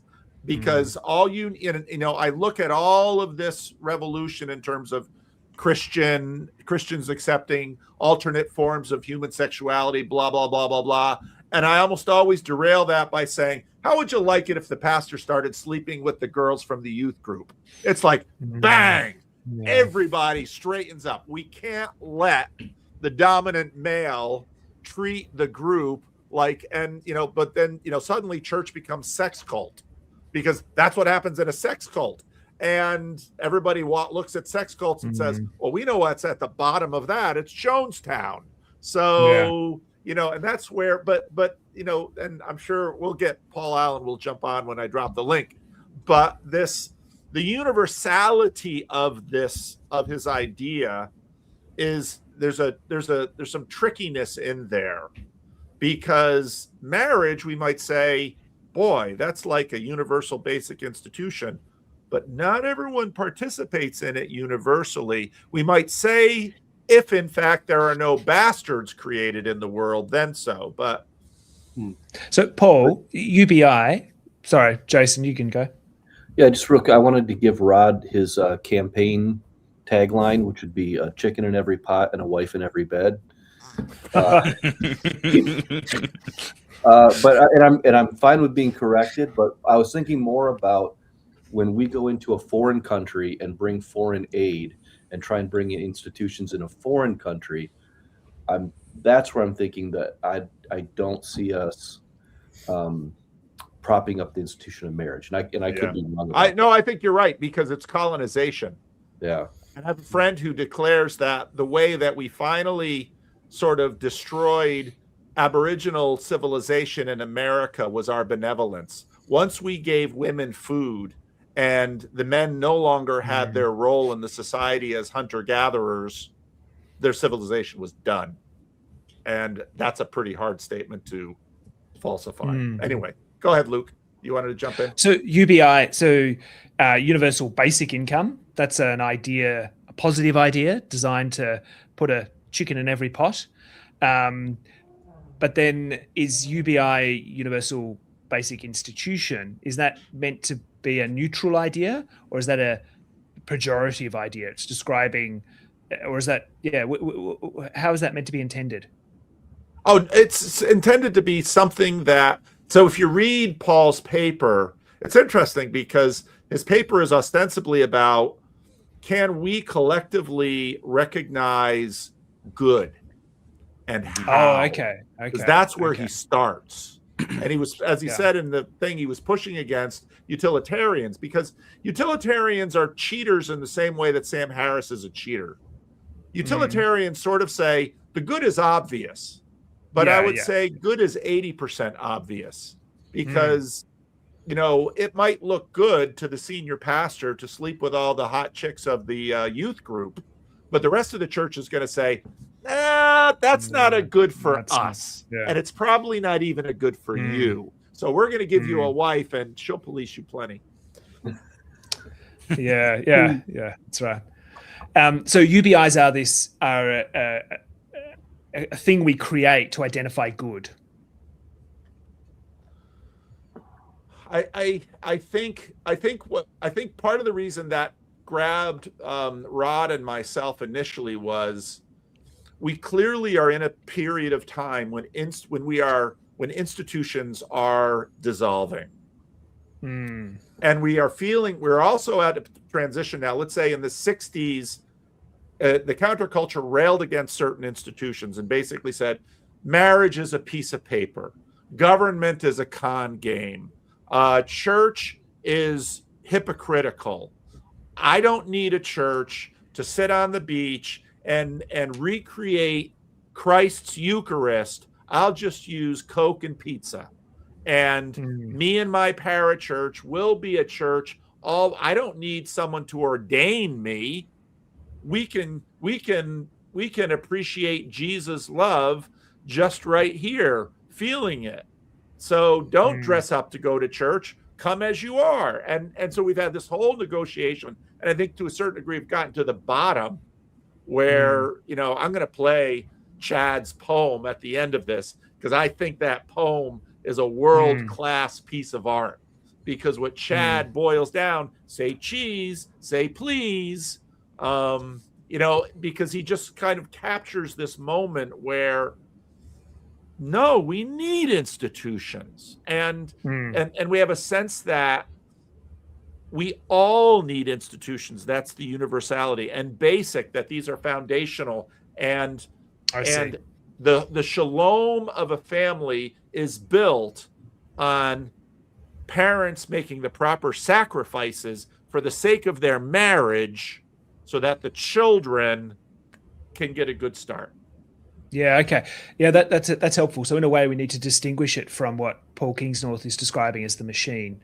Yeah, no, that's important. I mean, an institution of marriage could use, you can phone your spouse, you can phone your wife on your phone, but it doesn't require, marriage doesn't require a smartphone or a phone to exist. It doesn't require a house or a horse.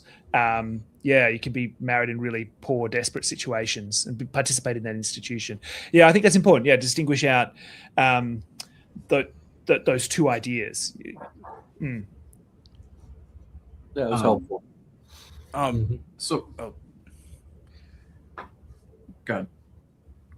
I was going to say, actually, to go back to narrative, like you were saying, I think narrative is, it's like the reason that I'm a Christian is because like I phenomenologically experienced the truth and the depth of truth of the Christian narrative in my life. And that didn't happen before, the time in my life that I mark out as the time that I recognized it. It was told to me repeatedly, but when I started to realize that there was some bleed, from the truth of the story into the truth of my experience, then I was able to, catalyze that, or something, Christ catalyzed it in me. And so then, yeah, sorry, Rod, we're all Christians here. The thing that I think is that without being too altruistic, there's a need for humanity to exist in relationship to God and to the other. Like, this is what Christ says. Those are the two fundamentals. And one thing that, like, I've had a thread on my podcast of talking to people about education, because I'm obsessed. I was actually homeschooled all through high school too, so this is part of that story. But I'm obsessed with this idea of like a philosophy of education. Like, how are we trying to order someone's goods so that they turn into, and what do we want them to turn into? And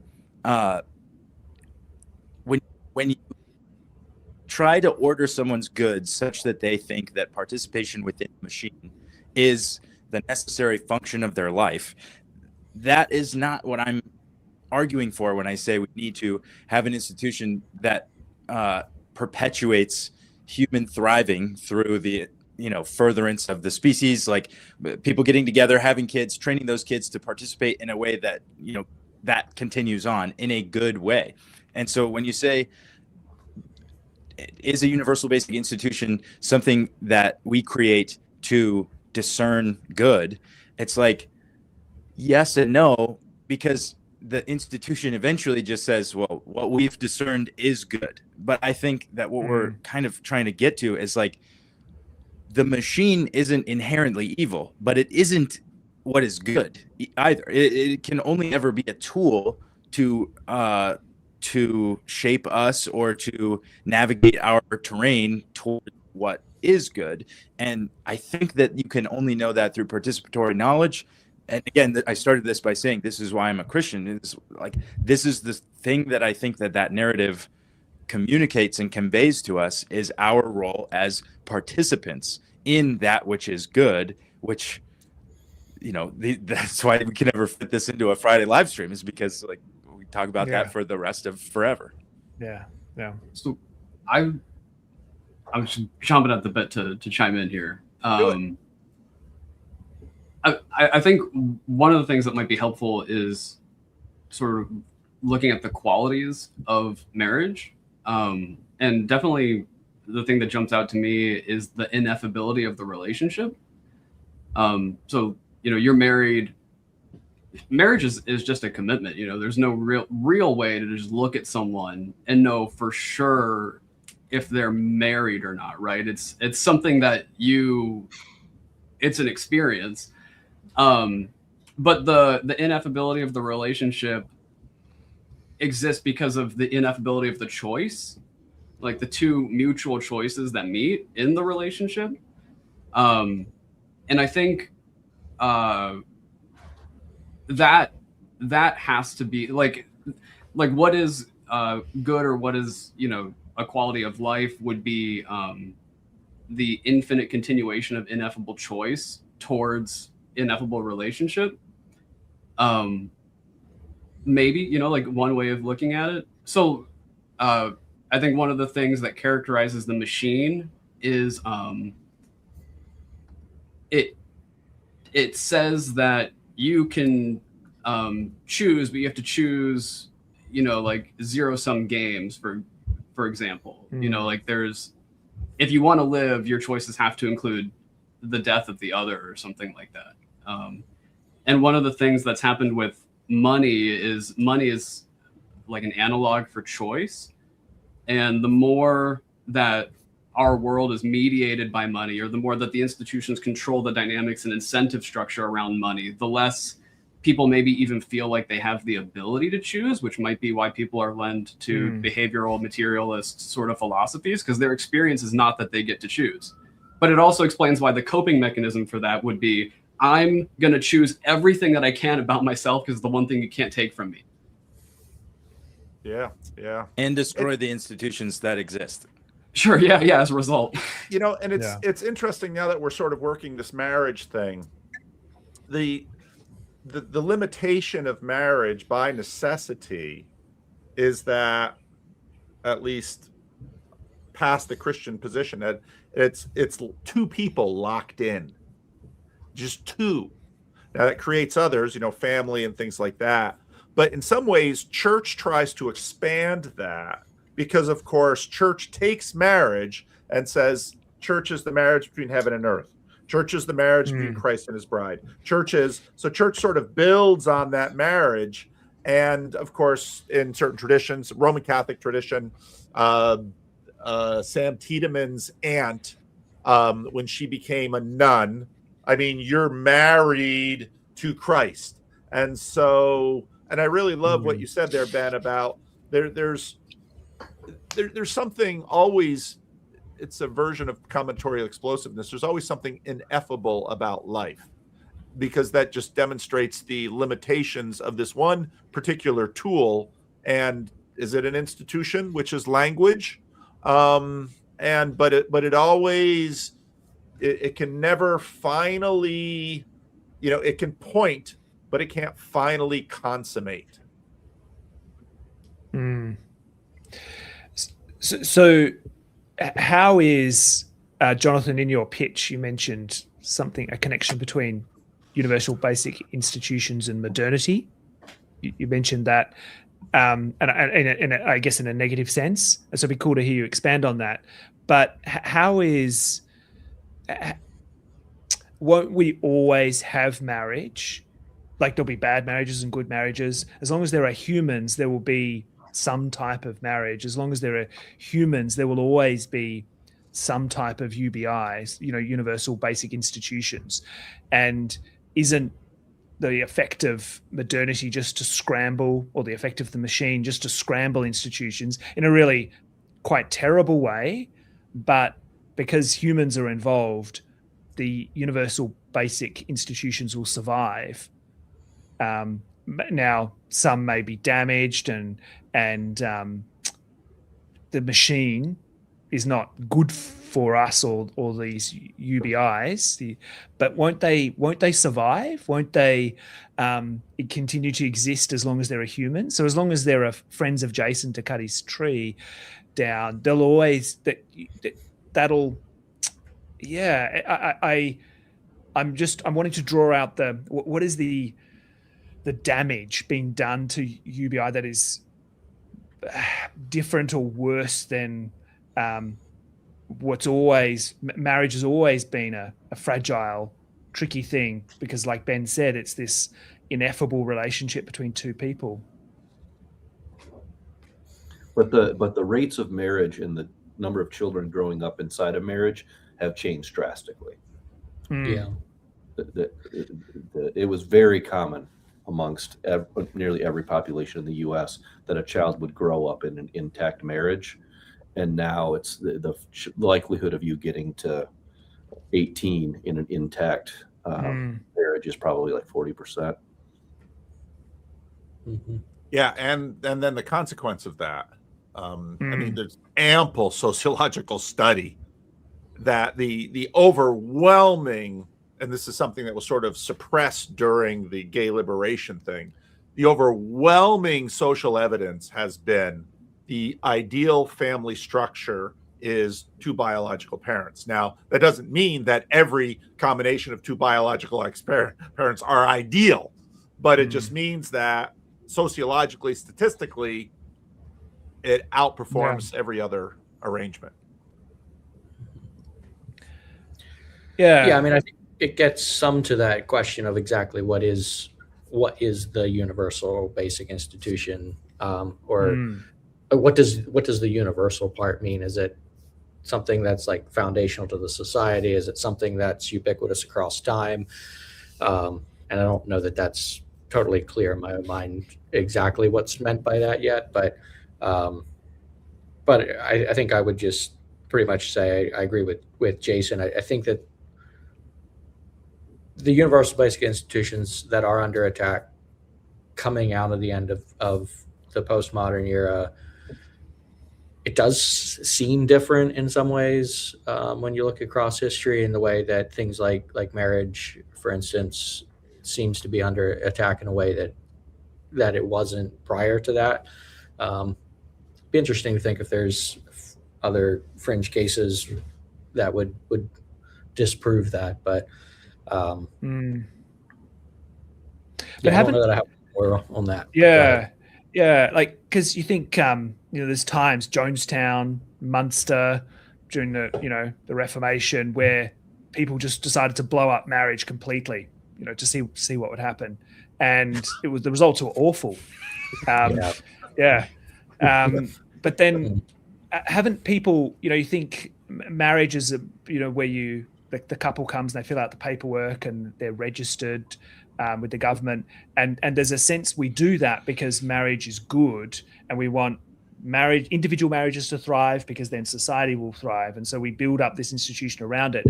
But people, you get a very basic raw sense where two people get together and they make a commitment, and they might say, oh, this is just my boyfriend or my girlfriend, and this is just, it's casual, it's relaxed, any one of us can leave at any time, and so I guess marriage is sort of saying, no, this is a serious long-term commitment. You can't muck around like that. But haven't humans throughout all time, depending on the level of paperwork and machinery around it, always kind of got together? Because and the institution of marriage is going to survive the horrible things we do to it, because history has shown that we've tried a lot of times. I'm just I'm just trying to draw out the what is under threat. What's changing. What's going on here with this universal basic institution of marriage and the current situation. Just trying to draw that out a little bit more. So when I was taking my therapy classes to be a marriage and family therapist, there was a paper called Therapy is Dangerous to Your Marriage. Because if you went in as a single person, it highly increased the likelihood that you would get divorced, because we're talking about your needs. I'm hearing one side of the story. We want to see you maximize your life and flourish. If you come in as a couple and someone's trained, I'm not seeing a couple, I'm seeing a marriage, that's less likely to break up your marriage. But that's just one of many things that has marriage under attack, is therapy culture and emphasis on the self. And Lacey is doing her thing in the comments section, but it's interesting because there's been this narrative that marriage is this thing that's put upon women. But if you look at all the work that Mary Harrington and Louise Perry have done, it's not entirely clear that abandoning marriage women do any better, because generally speaking, with or without marriage, the weight of child rearing disproportionately falls on women, especially the very early years. And I like your point, Jason, because so many of our institutions that are well meant, our public institutions, giving food, why is it women and children get food stamps and not men? And so you have the manosphere sort of rising up. You wouldn't, it's just fascinating. So many of our attempts to help have these other things that get going, that it's like, well, have these been helpful? So then you have these reassessments and like you said, Luke, marriage has been marriage as a universal basic institution has been rejiggered almost every conceivable way over human history. And again, I think John Van Dock is making the argument for the extended family, and I'm not going to doubt that.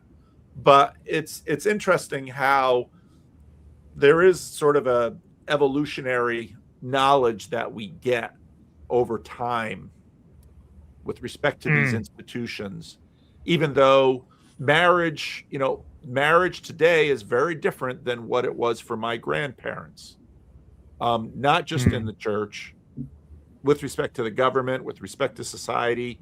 Marriage in North America is very different from marriage in Saudi Arabia or Iran, and very different probably from marriage in Kenya, and different from marriage in Argentina or France.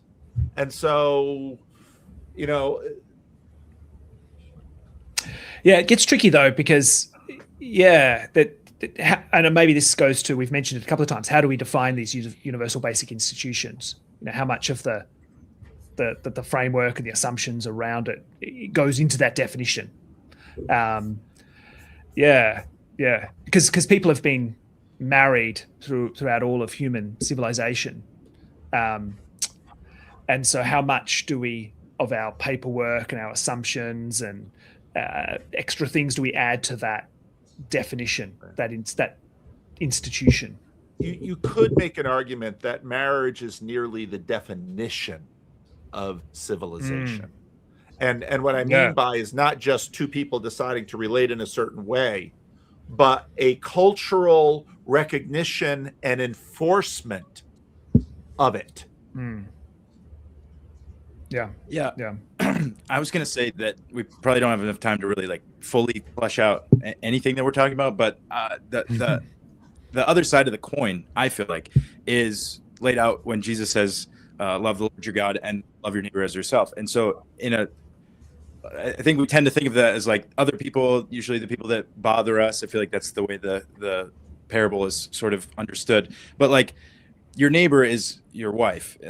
Your wife is the the primary example of this. Or my wife is my neighbor. Yeah, my neighbor's yes. not my wife. Thank God. Yes.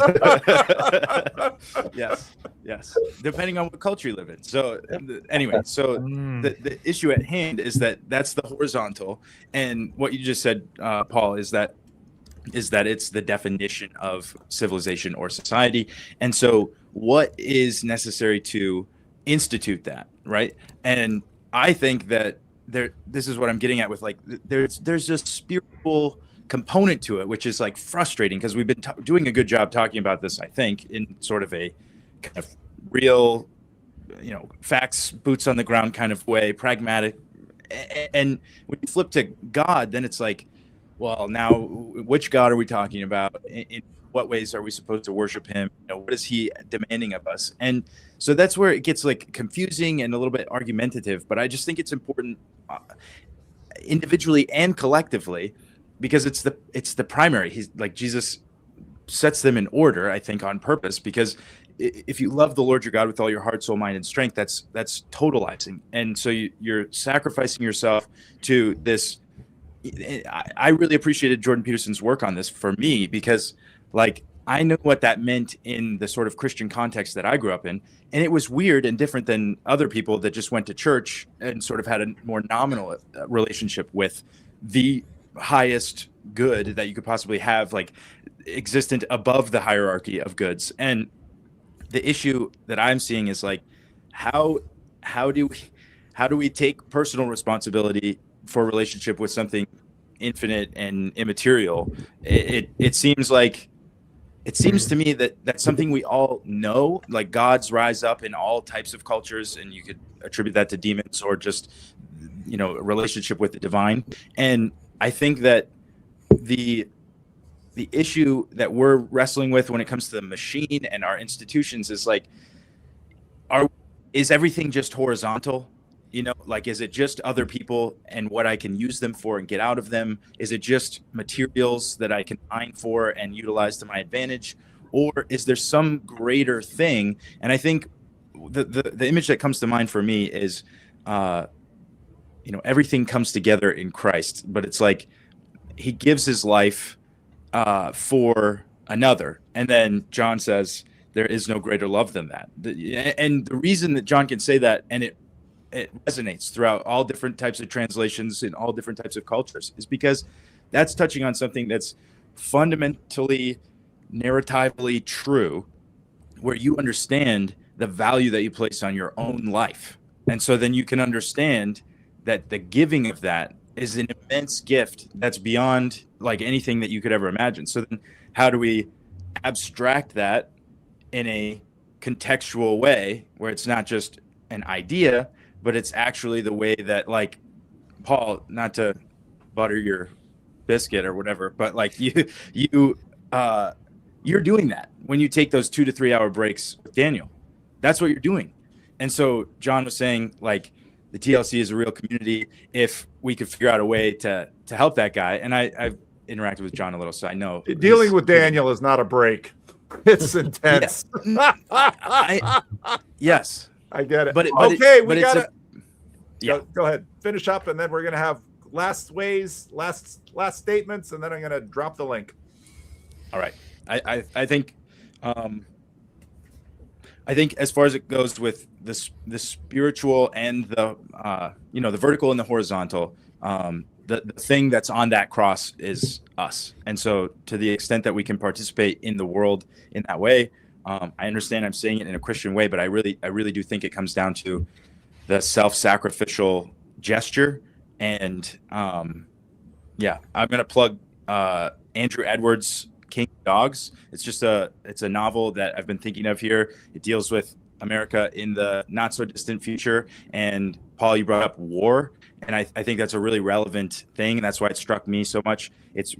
America's just kind of in a Soviet style collapse. There's no institutions that are operating there's no church to fill in those gaps, because there are no gaps. It's just all wide open, no institutions. And so you start to see little militias form, and your neighbors are maybe your friends, maybe your enemies. But the core of the story is the main character, and he's a man who keeps promises, and that's it. And that's all he can do. And so I think that's where it starts, Luke. And then I don't know where it goes from there, but hopefully up in some ways. Yeah. All right. Good. All right. Last concluding statements. What are your takeaways from this conversation? Well, let me thank you all for signing up and joining. And you can leave after I drop the link. You can leave at any time that works for you. And I appreciate all of you coming. And it's been an interesting conversation, just like it usually is.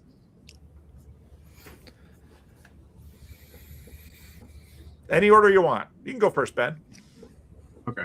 I think where we are in the conversation now, I would contend that marriage is the universal basic institution. Because I don't think you can have institutions without them being emergent from that relationship. And that there's something very cosmically true about marriage. A man and a woman come together and make life more unique life out of what they already are. But that the paperwork and everything that comes with marriage is, somewhat irrelevant. It's just sort of a function of the machine. And what it really is just the quality of relationship that you only know when you're in it. Like only I will ever know what it's like to be married to my wife.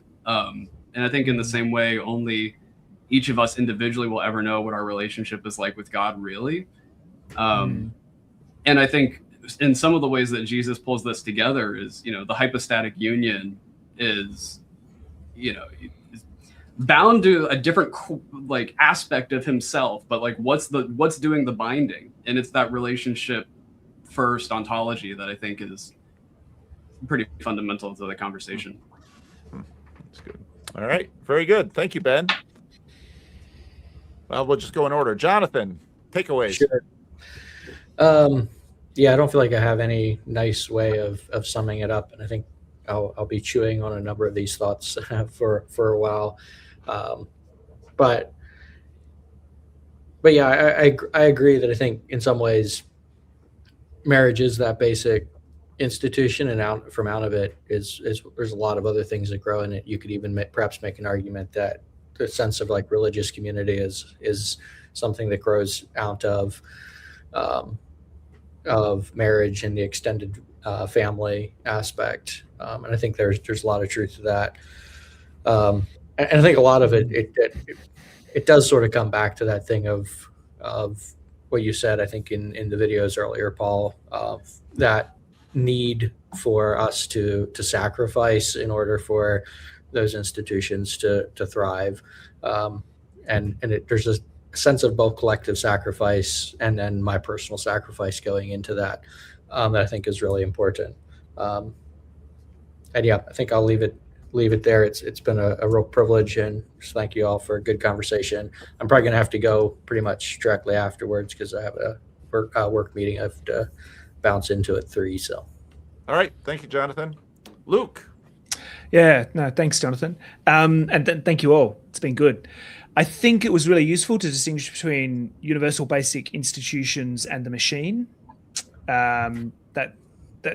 This conversation made it really clear that they're separate ideas. They interact, of course, in all sorts of ways, but they're separate ideas.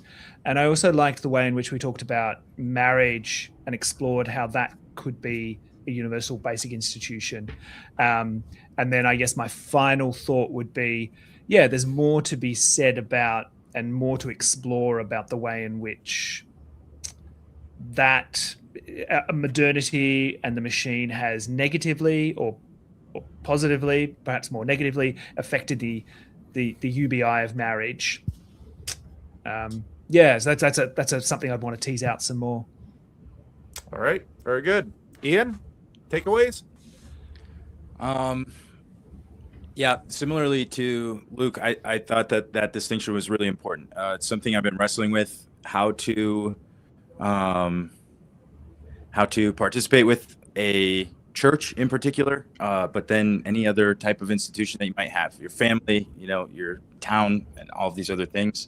I think for me, it's easy to be skeptical and cynical and identify them all as the machine, but then that sort of devolves into that thing we were talking about in the 60s where the counterculture tipped everything over and didn't realize what they were losing. So knowing that there's something to be lost, I think I'm approaching with caution, but I don't want to approach with too much caution that I never participate. So it's like helpful to identify that these things are real at some level. And Ben, you mentioned the relational ontology. I thought that was really cool to pull out of this whole thing, that it really does come to, like, even if you deal with the individual in any capacity, you will be dealing with the individual and its relationship to something else. So yeah, that's what I've got. Thanks for letting me talk too much, guys. I had a lot of fun.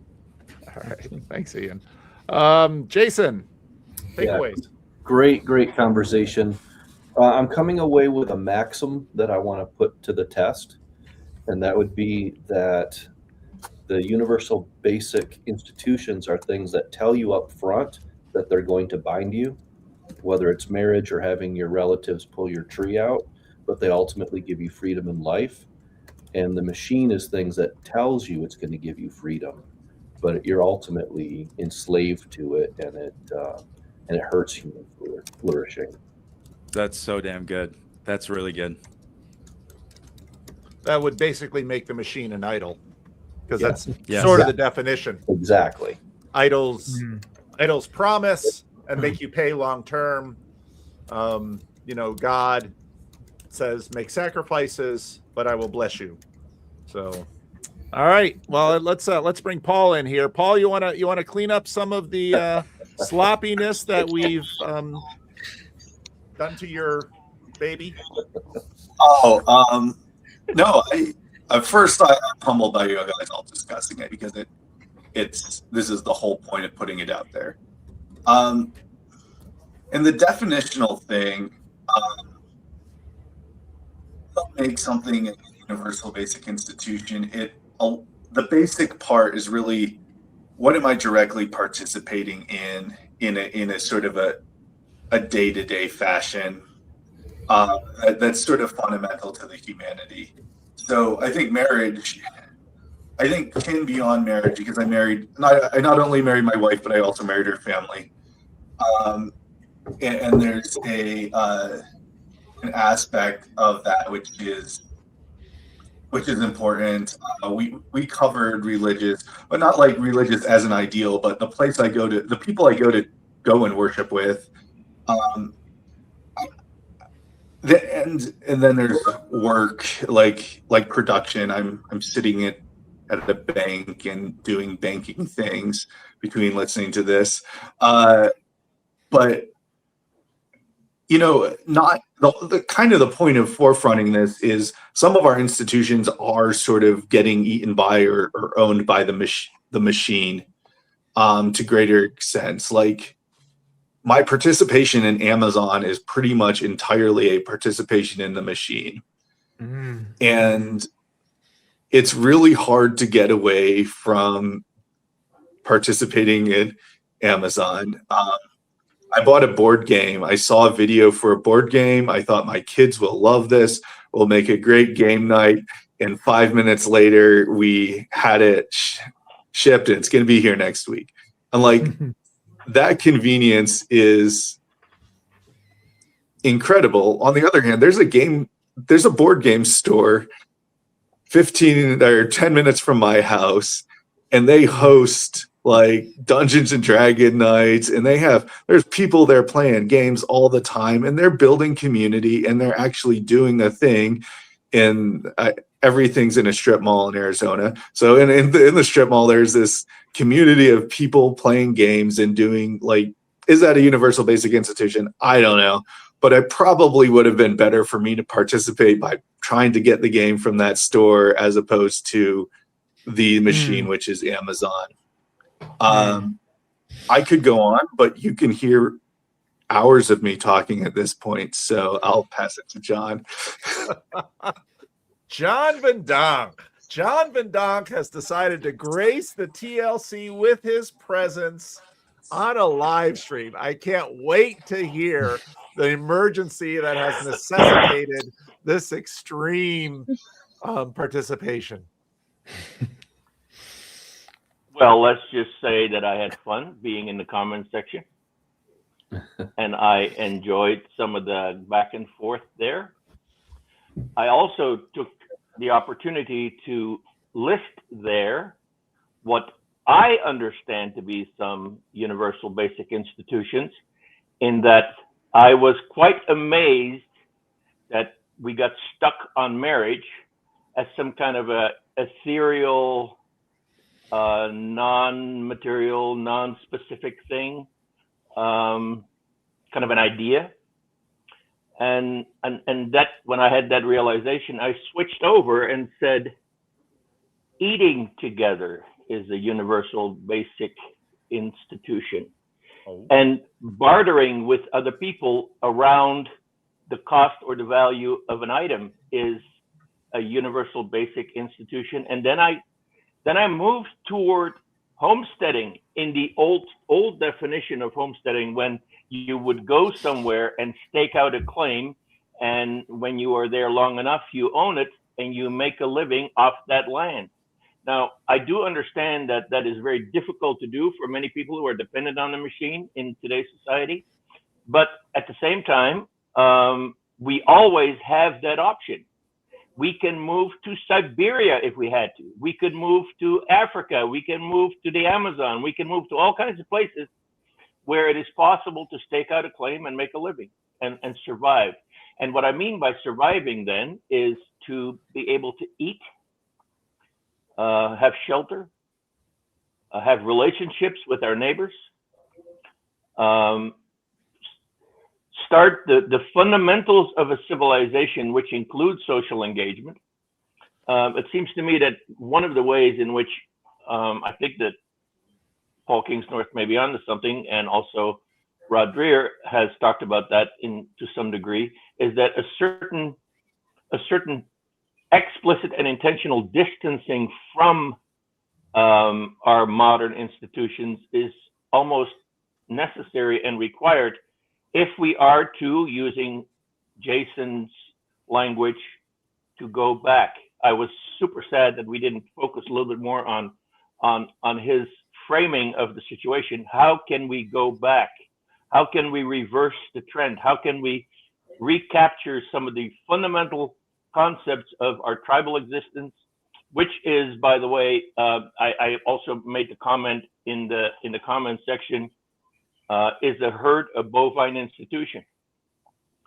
And we have a built-in mammal capacity to find our tribe, to find people to associate with, to live with, and to share a location with.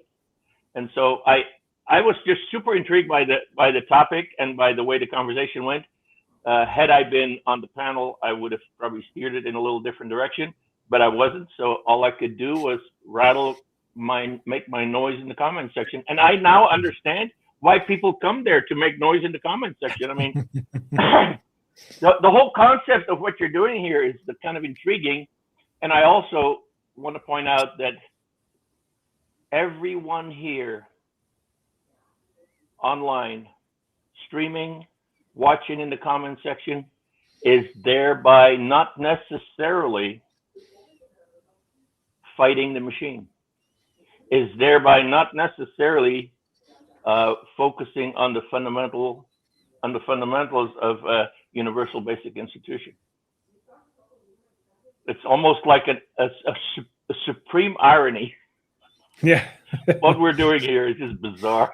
Yeah, it's true. Hi, Luke. It's so good to see you, man. Good to see you. Yeah. So if we do an Australian event in 2027, you gonna come, John? Yep. That'd be cool. All right. Yep. All right. You heard it. Chad Album. What say you? Hey there. If the style fits, place it. Yeah, very good conversation. Yeah, a couple things. The idea, if you're going to use the marriage is it like the actual universal basic institution, okay, or is it a metaphor? Are you using a metaphor there, or a simile or whatever analogy? But what came to mind was the idea of "till death do us part," and that seems to be like a fundamental aspect of marriage. that makes it somehow very important. So like if it's a metaphor, then you got to kind of think about how does that metaphor work into your idea of trying to create a universal basic institution. And so that was one of the things that came to mind. The other thing that came to mind was death itself is like the universal basic institution. Nobody who's living doesn't die, and I think like, oh, this is why I really like history a lot, because history is riddled with people who have once lived, who are now dead, who have like a ton of wisdom that you can just see, because you can't see like you just can't see how valuable of ground you're standing on. It's like it's insane how much we take for granted. So I don't know if I'm rambling, but yeah, that's some stuff. All right. Thank you, Chad. Michael. Well, all this stuff is very relevant to the things that I wrote about in my book, which is free, and I already did the work of reading it for you, so you can just listen to it. I mean, I guess if I have to pay, I can't afford to pay people to read it. If I could, I would. But anyway, because I'm just trying to get the conversations that come out of it. But it was all good stuff. I think definitely the marriage thing. It's interesting because when you get married, you're right. It used to be people turn their sisters into their wives. We don't do that anymore. That's probably good. You get married to a stranger, which is good. But then when you get married, they become your sister, brother. That's why we have that whole brother-in-law, sister-in-law relationship. So that is the thing that takes strangers and brings them into that universal institution. That and like adoption too. So I think that's really fundamental. And my kind of thing, that even the premise with my book was like, hey, what can what if you have to live out of a tent, what's going to be in your tent? And that's your basic stuff. And it might not just be your tent. You should have friends that you do it with you, but it kind of does cause you to think about what's important. But then the other thing, I want to throw this out here, because messing with that one man, one woman problem like really screws thing up. I think here's a good investment opportunity for monogamously raised beef. So you have a farm where every cow gets their own bull, and you just let them be, and don't, because right now it's really bad to be born a boy if you're a cow. So John Van Donk, you're the one probably has some of the most experience. What do you have to say about Michael's idea? Cows and bulls live about the same length of time. A lot of females are also going to slaughter these days. That's where the money is.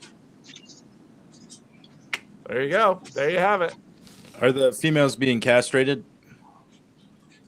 They are not castrated, but they are made infertile because their cycle is counterproductive to average daily gain. Ugh. Wow, the machine. But that seems like it might not be ultimately sustainable if humans aren't involved in monkeying around with that process. So, I mean, yeah. Cows are definitely. There's always two categories of animals. There's the reproductive and the procreation side, and then there is the raised for slaughter side. All right, Womboy, welcome. Good to see you again. How have you been?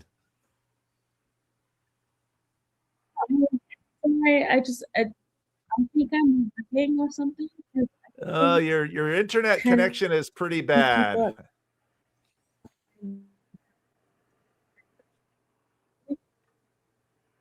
I don't know if it's going to work. Yeah, it's pretty bad. I know. Do you think You I'm can turn off good. your video. Turn off your video. That might help the audio. We already know it's you now, so that's why we use the that's why we use the visual. Okay, let me try. Okay.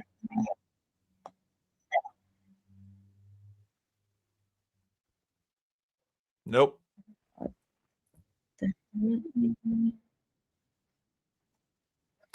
Nope. Okay. I don't know if that helps. Hi. Oh, there's a little bit better. Okay, Can yeah, you go ahead. hear me? Yep. Go ahead. I know I'm Ghana. There's nothing I can do about it. I just wanted to say, yeah, I thought I did.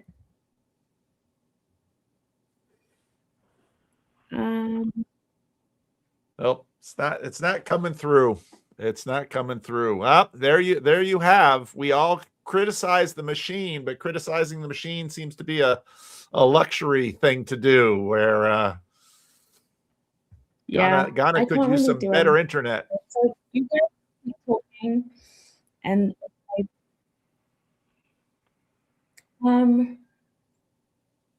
okay. I wanted to say about marriage, just that I don't really understand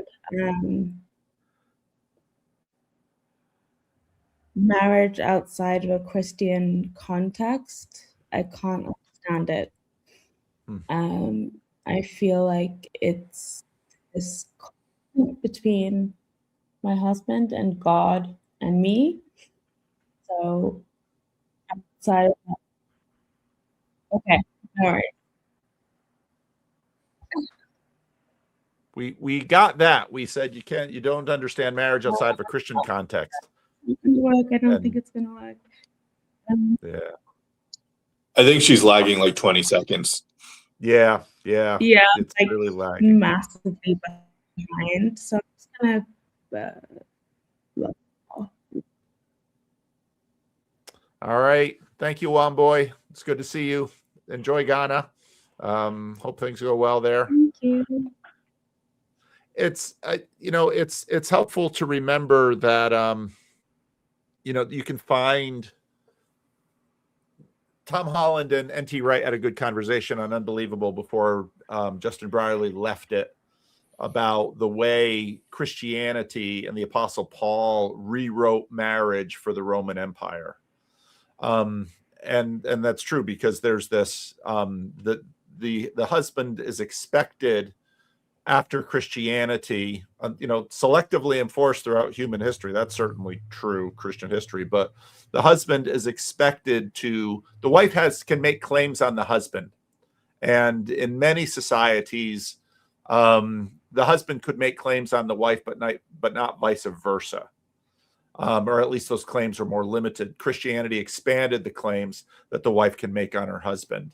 And this is, part of this egalitarian element that Jesus, very much brings in. And I think that's true. The conversations about Christianity and Islam, Claire doesn't seem to be in the comments today, but the moving away from polygamy is a crucial thing because I would imagine the power dynamics in a polygamous relationship are very different.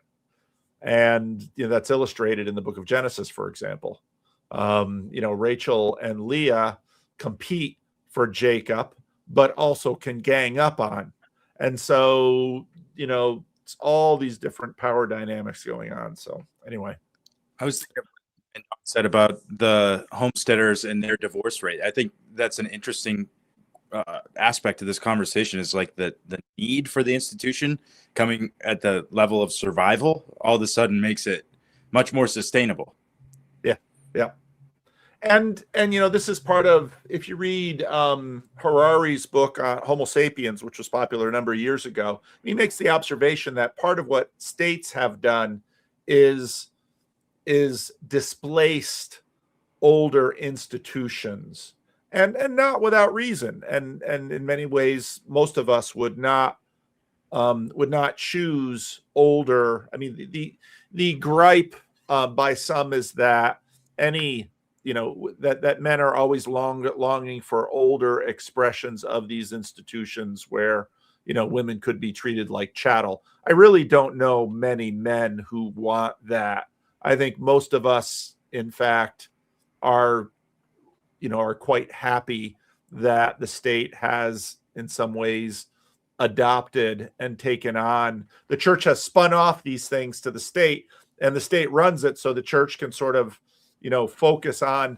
If you go back to Acts 6, where the apostles basically spin off the deacons to feed the widows and orphans so that the apostles can maintain their focus, you could look on that as sort of the advent of the church as universal basic income or institution, because the Christian church has been doing this throughout history, spinning off things to other organizations, saying, you manage that, this is all Christendom, this network of institutions, but the church is sort of the seedbed.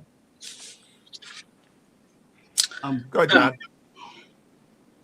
Yeah, I was wondering, if I dare say this now that I'm here, which would be a more productive way of going back without detaching ourselves from all the modern developments that we are surrounded by, and which you could call the machine. But how much better would it be if all the people that spend X amount of time on TLC were to instead organize community dinners with their neighbors and spend as much time feeding people voluntarily, gathering them in one space and have a meal together once a week? What would be more productive to restoring some semblance of marriage or family or community or relationships rather than be on TLC? What do you think is most important, to be faithful to your wife or to tell other people to be faithful to their wives? Well, I think the I'm faithful to my wife. The TLC attracts a sort of socially retarded person in some ways. That's why I never show up here. Oh man. And yet you're here today. I know, it's regression. I'm on my way back.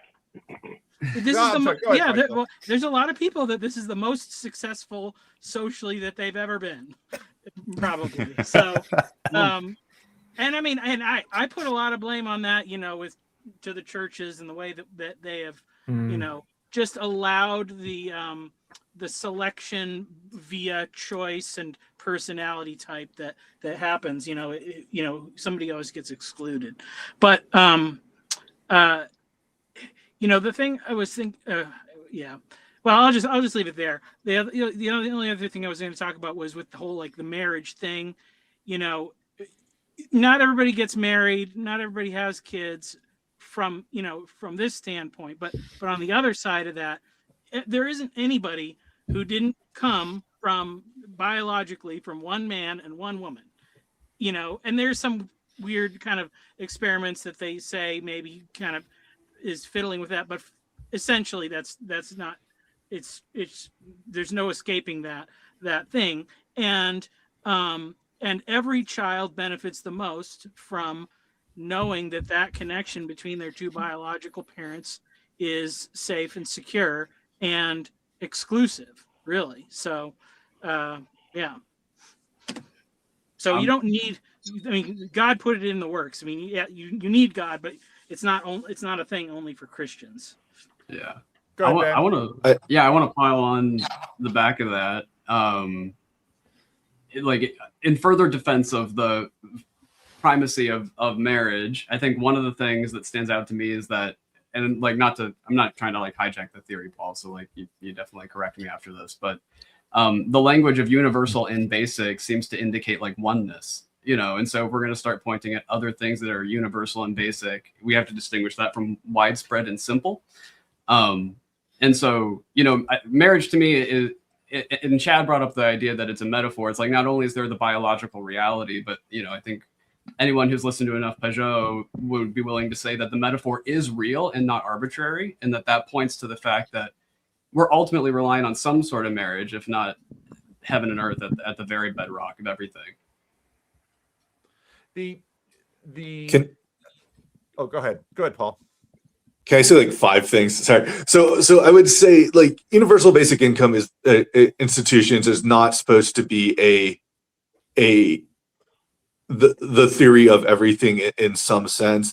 It's like it's a manifest. If you want to say everything is a participation in the will of God, I would say marriage is a participation in the will of God. My creative activity in the workplace, if aligned appropriately. And so I think like at the foundation is what are the ways in which the multiplicity of ways that we participate in the will of God. And I would say that marriage is a way we participate in the will of God. However, my sister is a religious sister, and she lives in community with religious sisters, and they live a life of prayer and service.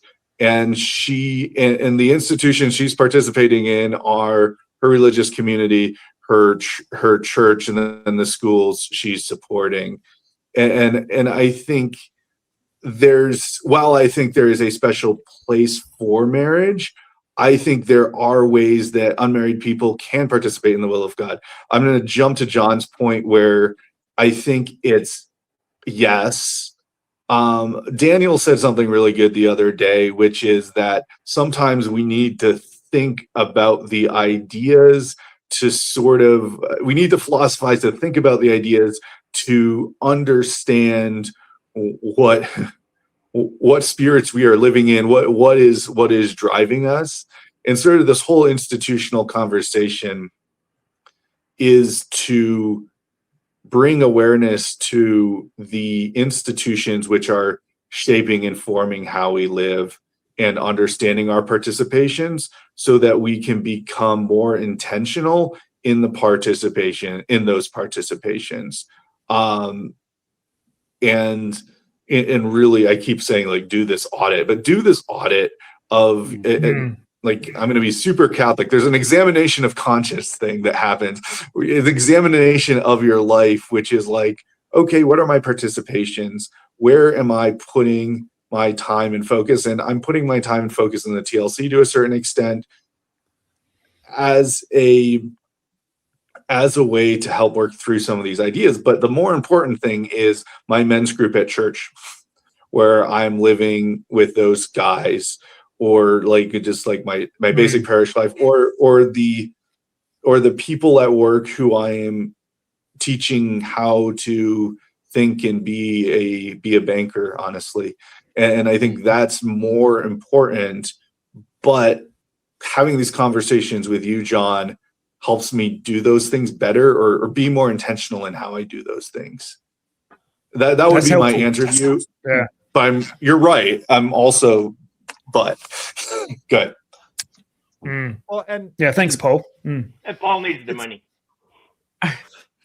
The mainline church is what's happened to the mainline is an interesting example in this, because there's this one mainline substacker who noted that mainline churches get to a point, and actually Ryan Burge made the same point with Raj Stouthet in their conversation, said, well, what are we doing here, maintaining this expensive building, paying this priest, why don't we just sell the building and give the money to the poor? Now, this idea, someone had this idea very early on in the Christian story.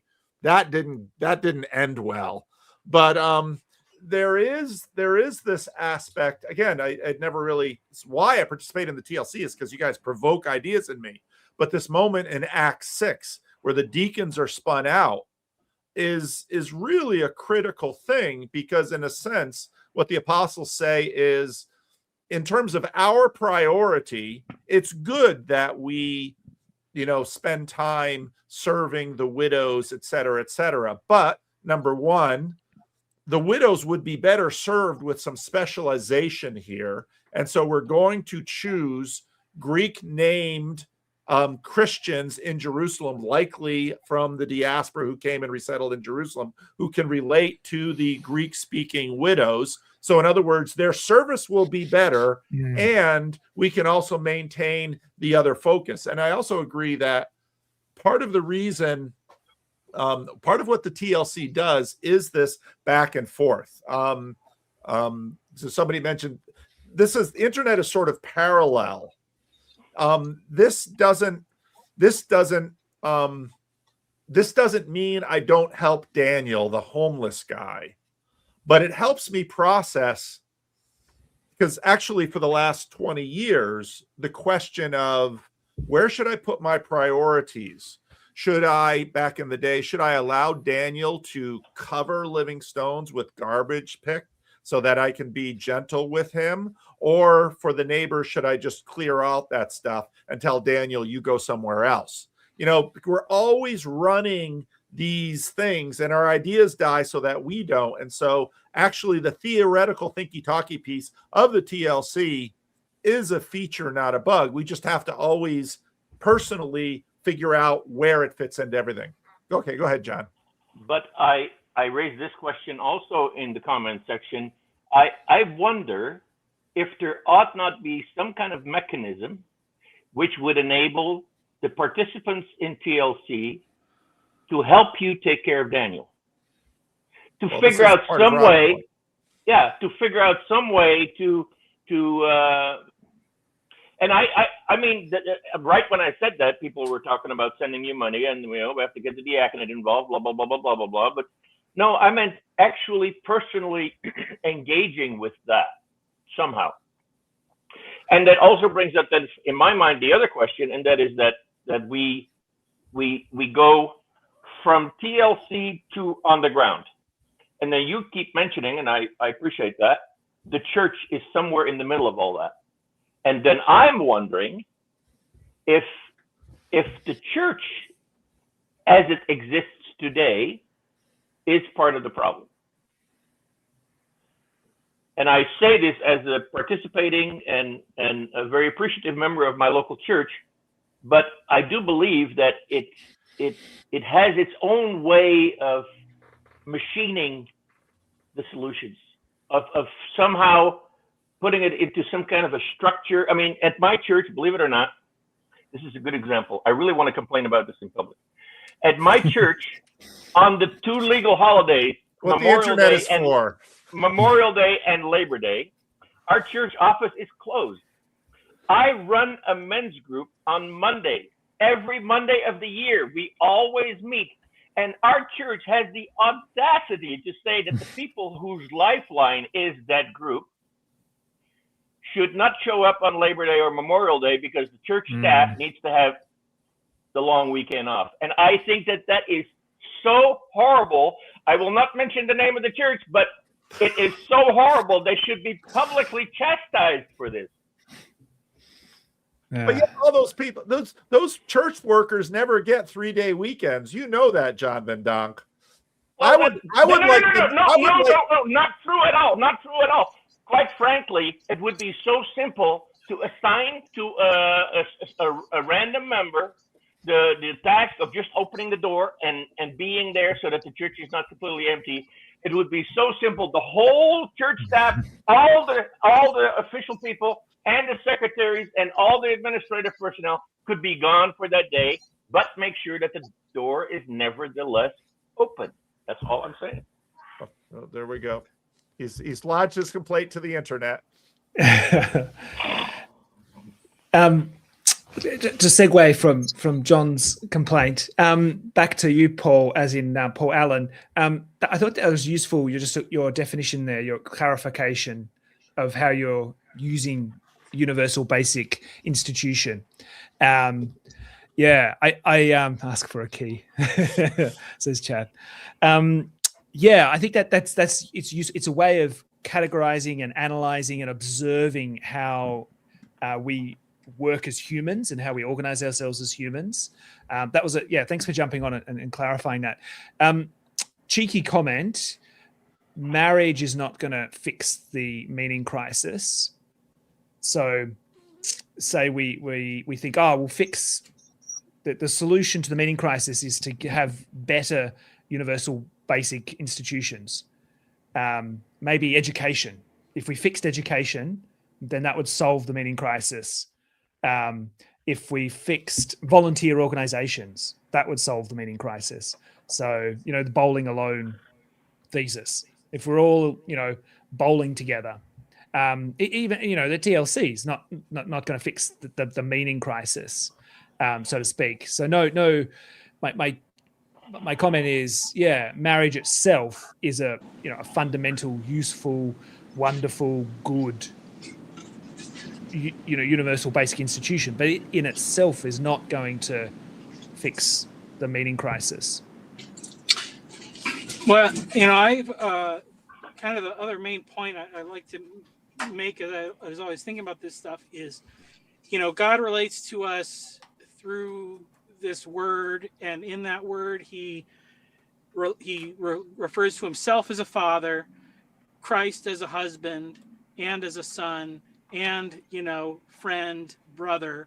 And the more that we understand what those things mean in our human terms, the more we will understand our relationship with God. I mean, that's why it's kind of like when you had hundreds of years of theology being done by guys who had the title of father but had never raised children or had that experience, it's like there's a little bit of disconnect. And that obviously that's a reciprocal relationship where our understanding of what marriage and friendship and fatherhood means has to be informed by the word, but then the more that we get into it, then the more we get out of the word, and so then it keeps growing. And I think that's what's probably been lost by so much of the quick solutions and the automation of the machine structures that have done away with those older institutions. All right, we're gonna land. John, We're gonna I wanted land to the say plane that, soon. Go ahead, Ian. Your impetus back towards meals, I think, is so brilliant, and I wish you were on the live stream so we could have talked more about that when everybody was here. But it's like I could talk about food all day long. Yeah, me too. There's Maybe a you really should good start a book by YouTube Tim channel, Chester John. That's called. Have him on your It's podcast, called A Ian. Meal with Jesus, and it goes into like the way that. Well, he's pulling on some other work, but the whole thesis is that Jesus broke the world open through meals, and he did this. He attacked the social order, who you could eat with, who you could not eat with. That was something that was very ingrained there. But even like your point, John, is like, what if we just did it at all? Like just do it with your in group. Don't even think about in and out groups. Crossing. Don't do it in an estuary style. Just do with your normal people, because we don't eat food together at all anymore at all. So then I just think that that's like a really good place to start with any of this. And I just wanted to say, I got to run. I actually get to interview Bas Van Os today. So I'm going to be doing that in a second. Yes. Doe hem maar de groeten. Doe hem de groeten. Hey, to your point. Spell that out. To your point, I'll do that. To your point, I should say that Crosspoint Church has initiated a church program, and yes, it is a mega church, Brian, in College Station. The church has instituted a program where they call it "It's Just Dinner." The name of the thing is "It's Just Dinner," and they gather people in groups to have meals together. There's no agenda, there's no Bible study, there's no nothing. It's just dinner. And yay to my church. Absolutely. So to close, the idea of no agenda is really the key there, I think. And so we see the machine in the agenda, and there can be a reason that you do something that's good, but without agenda. You know, like the best and most beautiful things are the things that you can play within. I'm thinking of a game, a hike, a swim, even, you know, like sex is like there's gamesmanship, and it's open to, you know, innovation and new possibilities. And so in order to bring that out of people, I think we need to create more spaces that are less based on agenda. And the church, I think, would do well to move in that direction.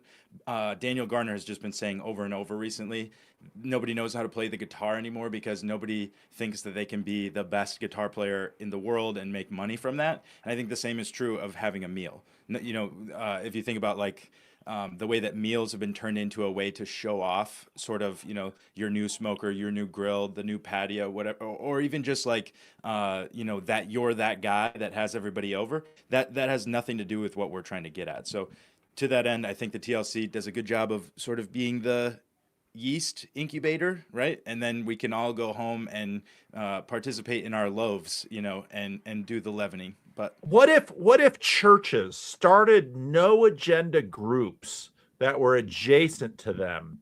They had a format, maybe a protocol that could facilitate a conversation in which the pastor isn't directing it, the person with the loudest voice doesn't direct it, the person with the best smoker. What a thing that would be. What do you think, John Van Donk? You think that's a good idea? I love it. Hey, I sent you an article about that, Paul.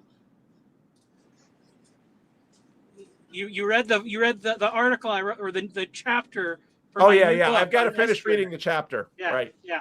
Yeah, So- yeah. It's in, you know, Michael Sartori is I'll send it to increasingly the John, new too. Mark Lefebvre, but instead of promoting navigating patterns, he's promoting his book.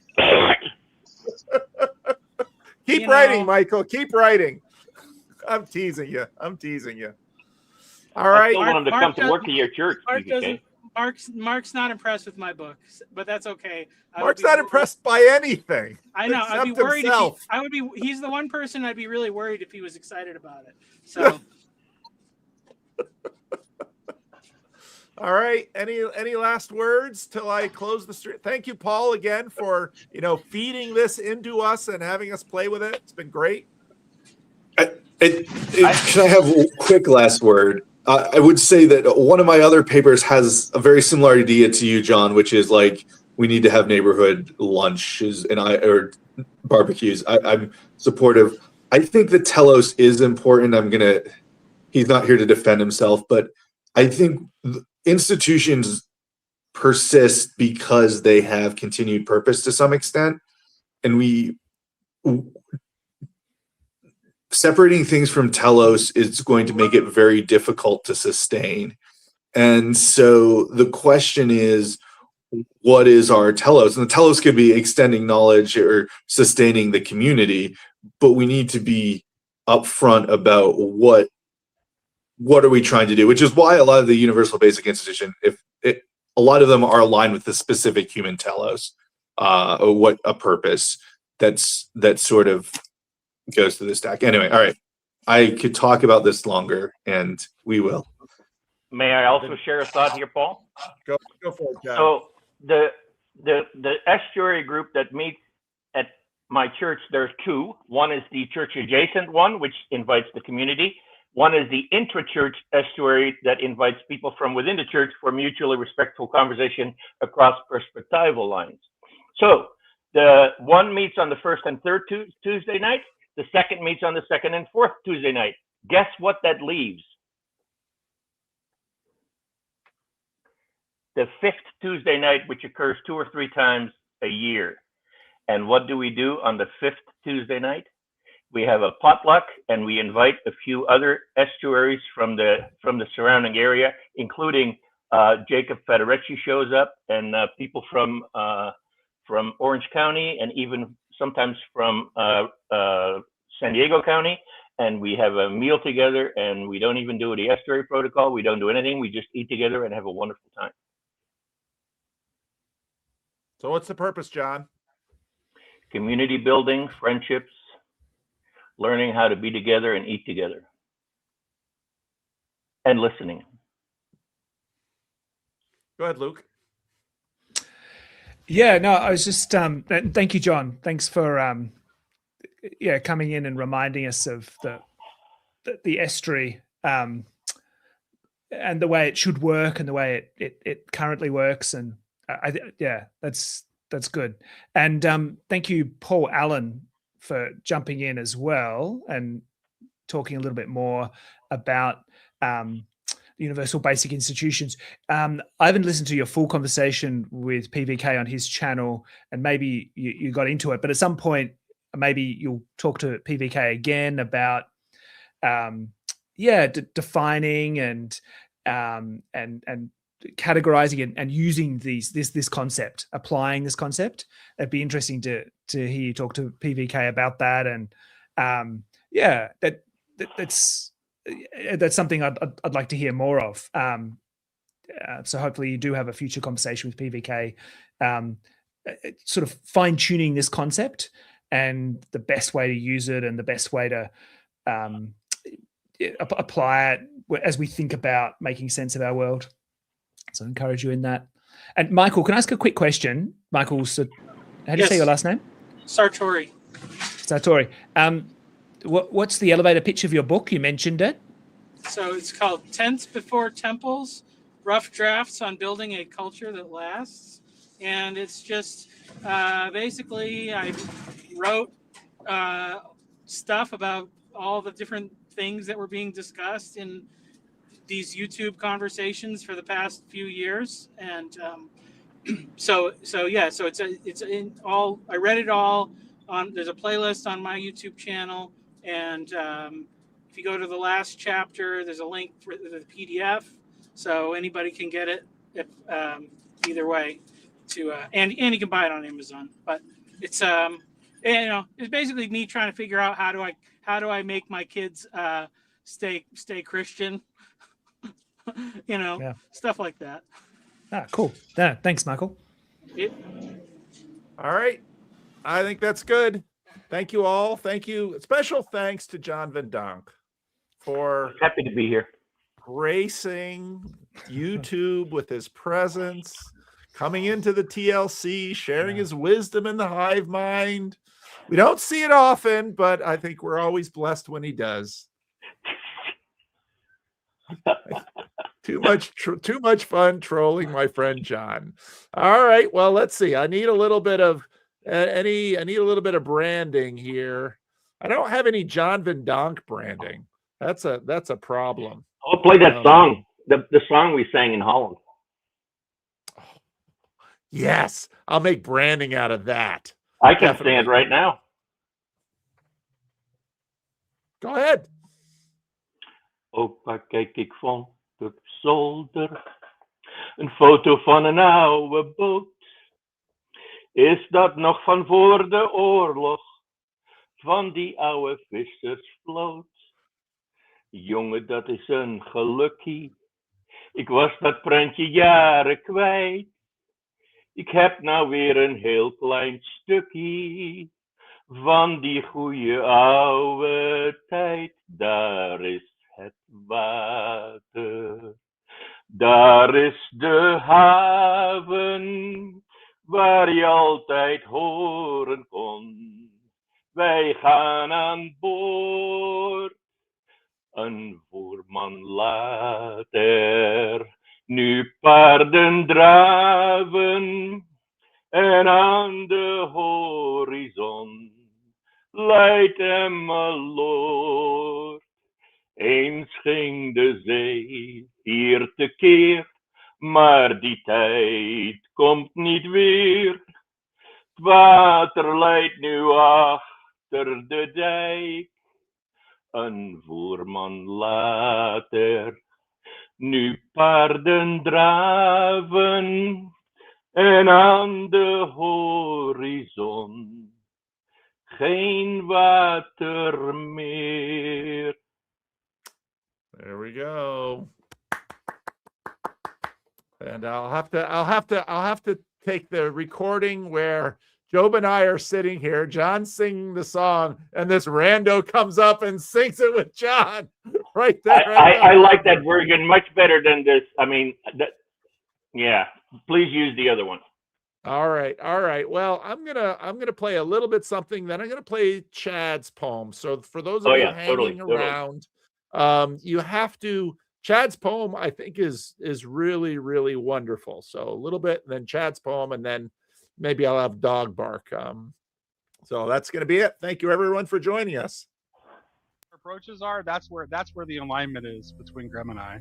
Okay, so what is bringing down the fourth wall project, Graham? A terrible spell, and part of that spell, the humans have the campfire circuitry. For whatever reason, probably because it.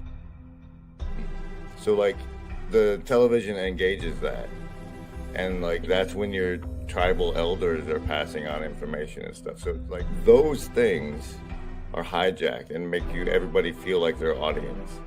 And like if you watch characters in series that do break the fourth wall, and that's the fourth wall I'm referencing when I do it. It's the wall behind which you are audience and not a human.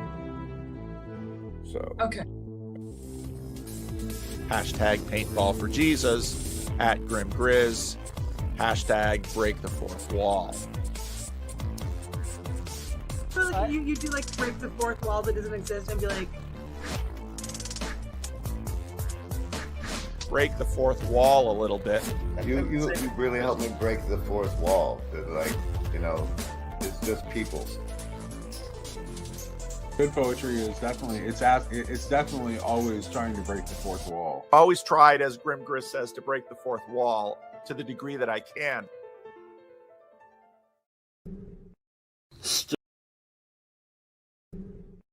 Still I have it. There are moments I conveniently forget that I'm a 40-year-old man. The last vestiges of a ghost long dead. The ghost with a messiah complex. A messiah too lazy to rise or ascend. Happily hurt and hard. The hanger-on or haunting of a time past. A heroic dream of the harrowing of hell. Failure to launch. Cling to a life vest. Treading in spells that linger and last. Mom and Dad, righteous and mad, daydreamers with ghosts of their own. My memory of them stoic, looking with aims to pretend. Always on the brink of somewhere. Each a child dancing on the fence. On down the river. Dreamt in the sunshine. Saturday morning cartoons, the only Sabbath I knew. A disciple of Jim Henson and John Hughes. Worship in cathedrals where the Toys R Us. Baptized in ball pits. A clown served the sacrament we eat. More Pepsi and Pizza Hut. Say please. Say cheese. Between Kurt Cobain, a scrambled cable screen, towers tumbling, Super Bowls, and reality TV, the ghost is constitutionally unwilling and intrinsically unable to see and be seen, searching madly for attention to seek. But you could be anything. Never say never. If you've got nothing nice to say, don't say nothing, ever. Don't talk to strangers, see what I say, just do it. You don't listen very well, do you? You don't do very well, do you? You're not looking too good, are you? Keep up.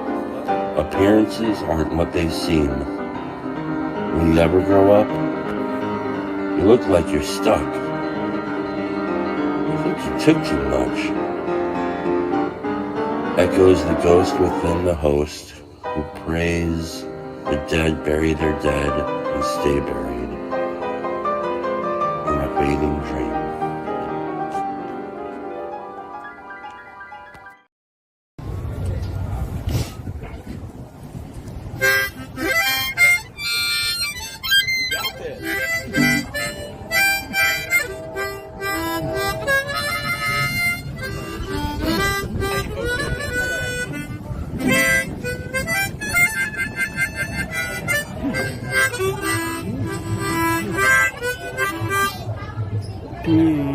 Where are you here? Oh, there I am. Hey.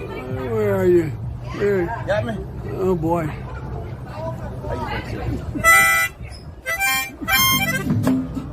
Yeah.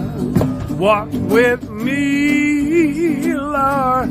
Walk with me. Come on, man. Walk with me, Lord. Walk with me. All along this Jesus journey. Walk with me, Lord. Walk with me. Yeah. Walk with my mama. You walk with my mama. Walk with me. Walk with me too. You walk with my mama. Yeah. Walk with me. And walk with me too. Oh, my. Yeah. Jesus journey. I want Jesus. Want Jesus. Walk with me. Walk with me. Hold my hand, Lord. Hold my hand. Hold my hand, Lord. Hold my hand. All along this Jesus journey. Hold my hand, Lord. And hold my hand. Walk with Moses. You walk with Moses. Walk with me. Walk with me. You walk with Moses. Walk with me. Walk with me. While I'm home. Yeah. Jesus journey. I want Jesus. I want Jesus to walk with me.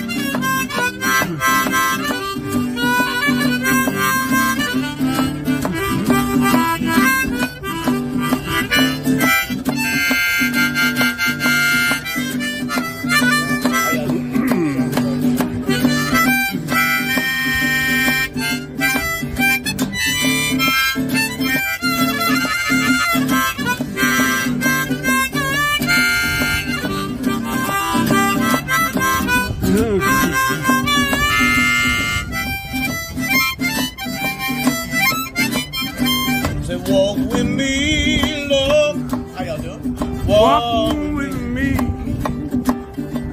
Walk with me, Lord. Walk with me. Walk with me. Come on, my city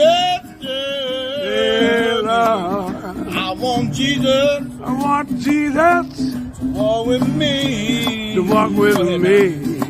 Walk with David, a little shepherd boy.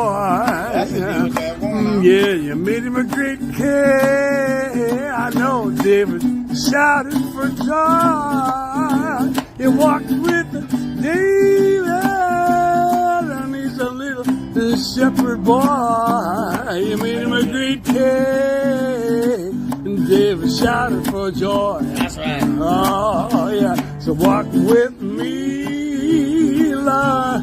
Walk with me.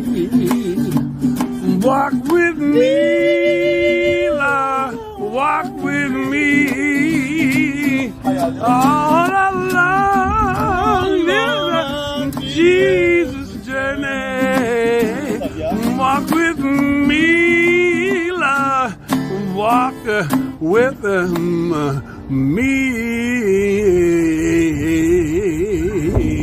You gotta walk with me, Lord. Yeah! That was rocking great, brother. Oh, yeah.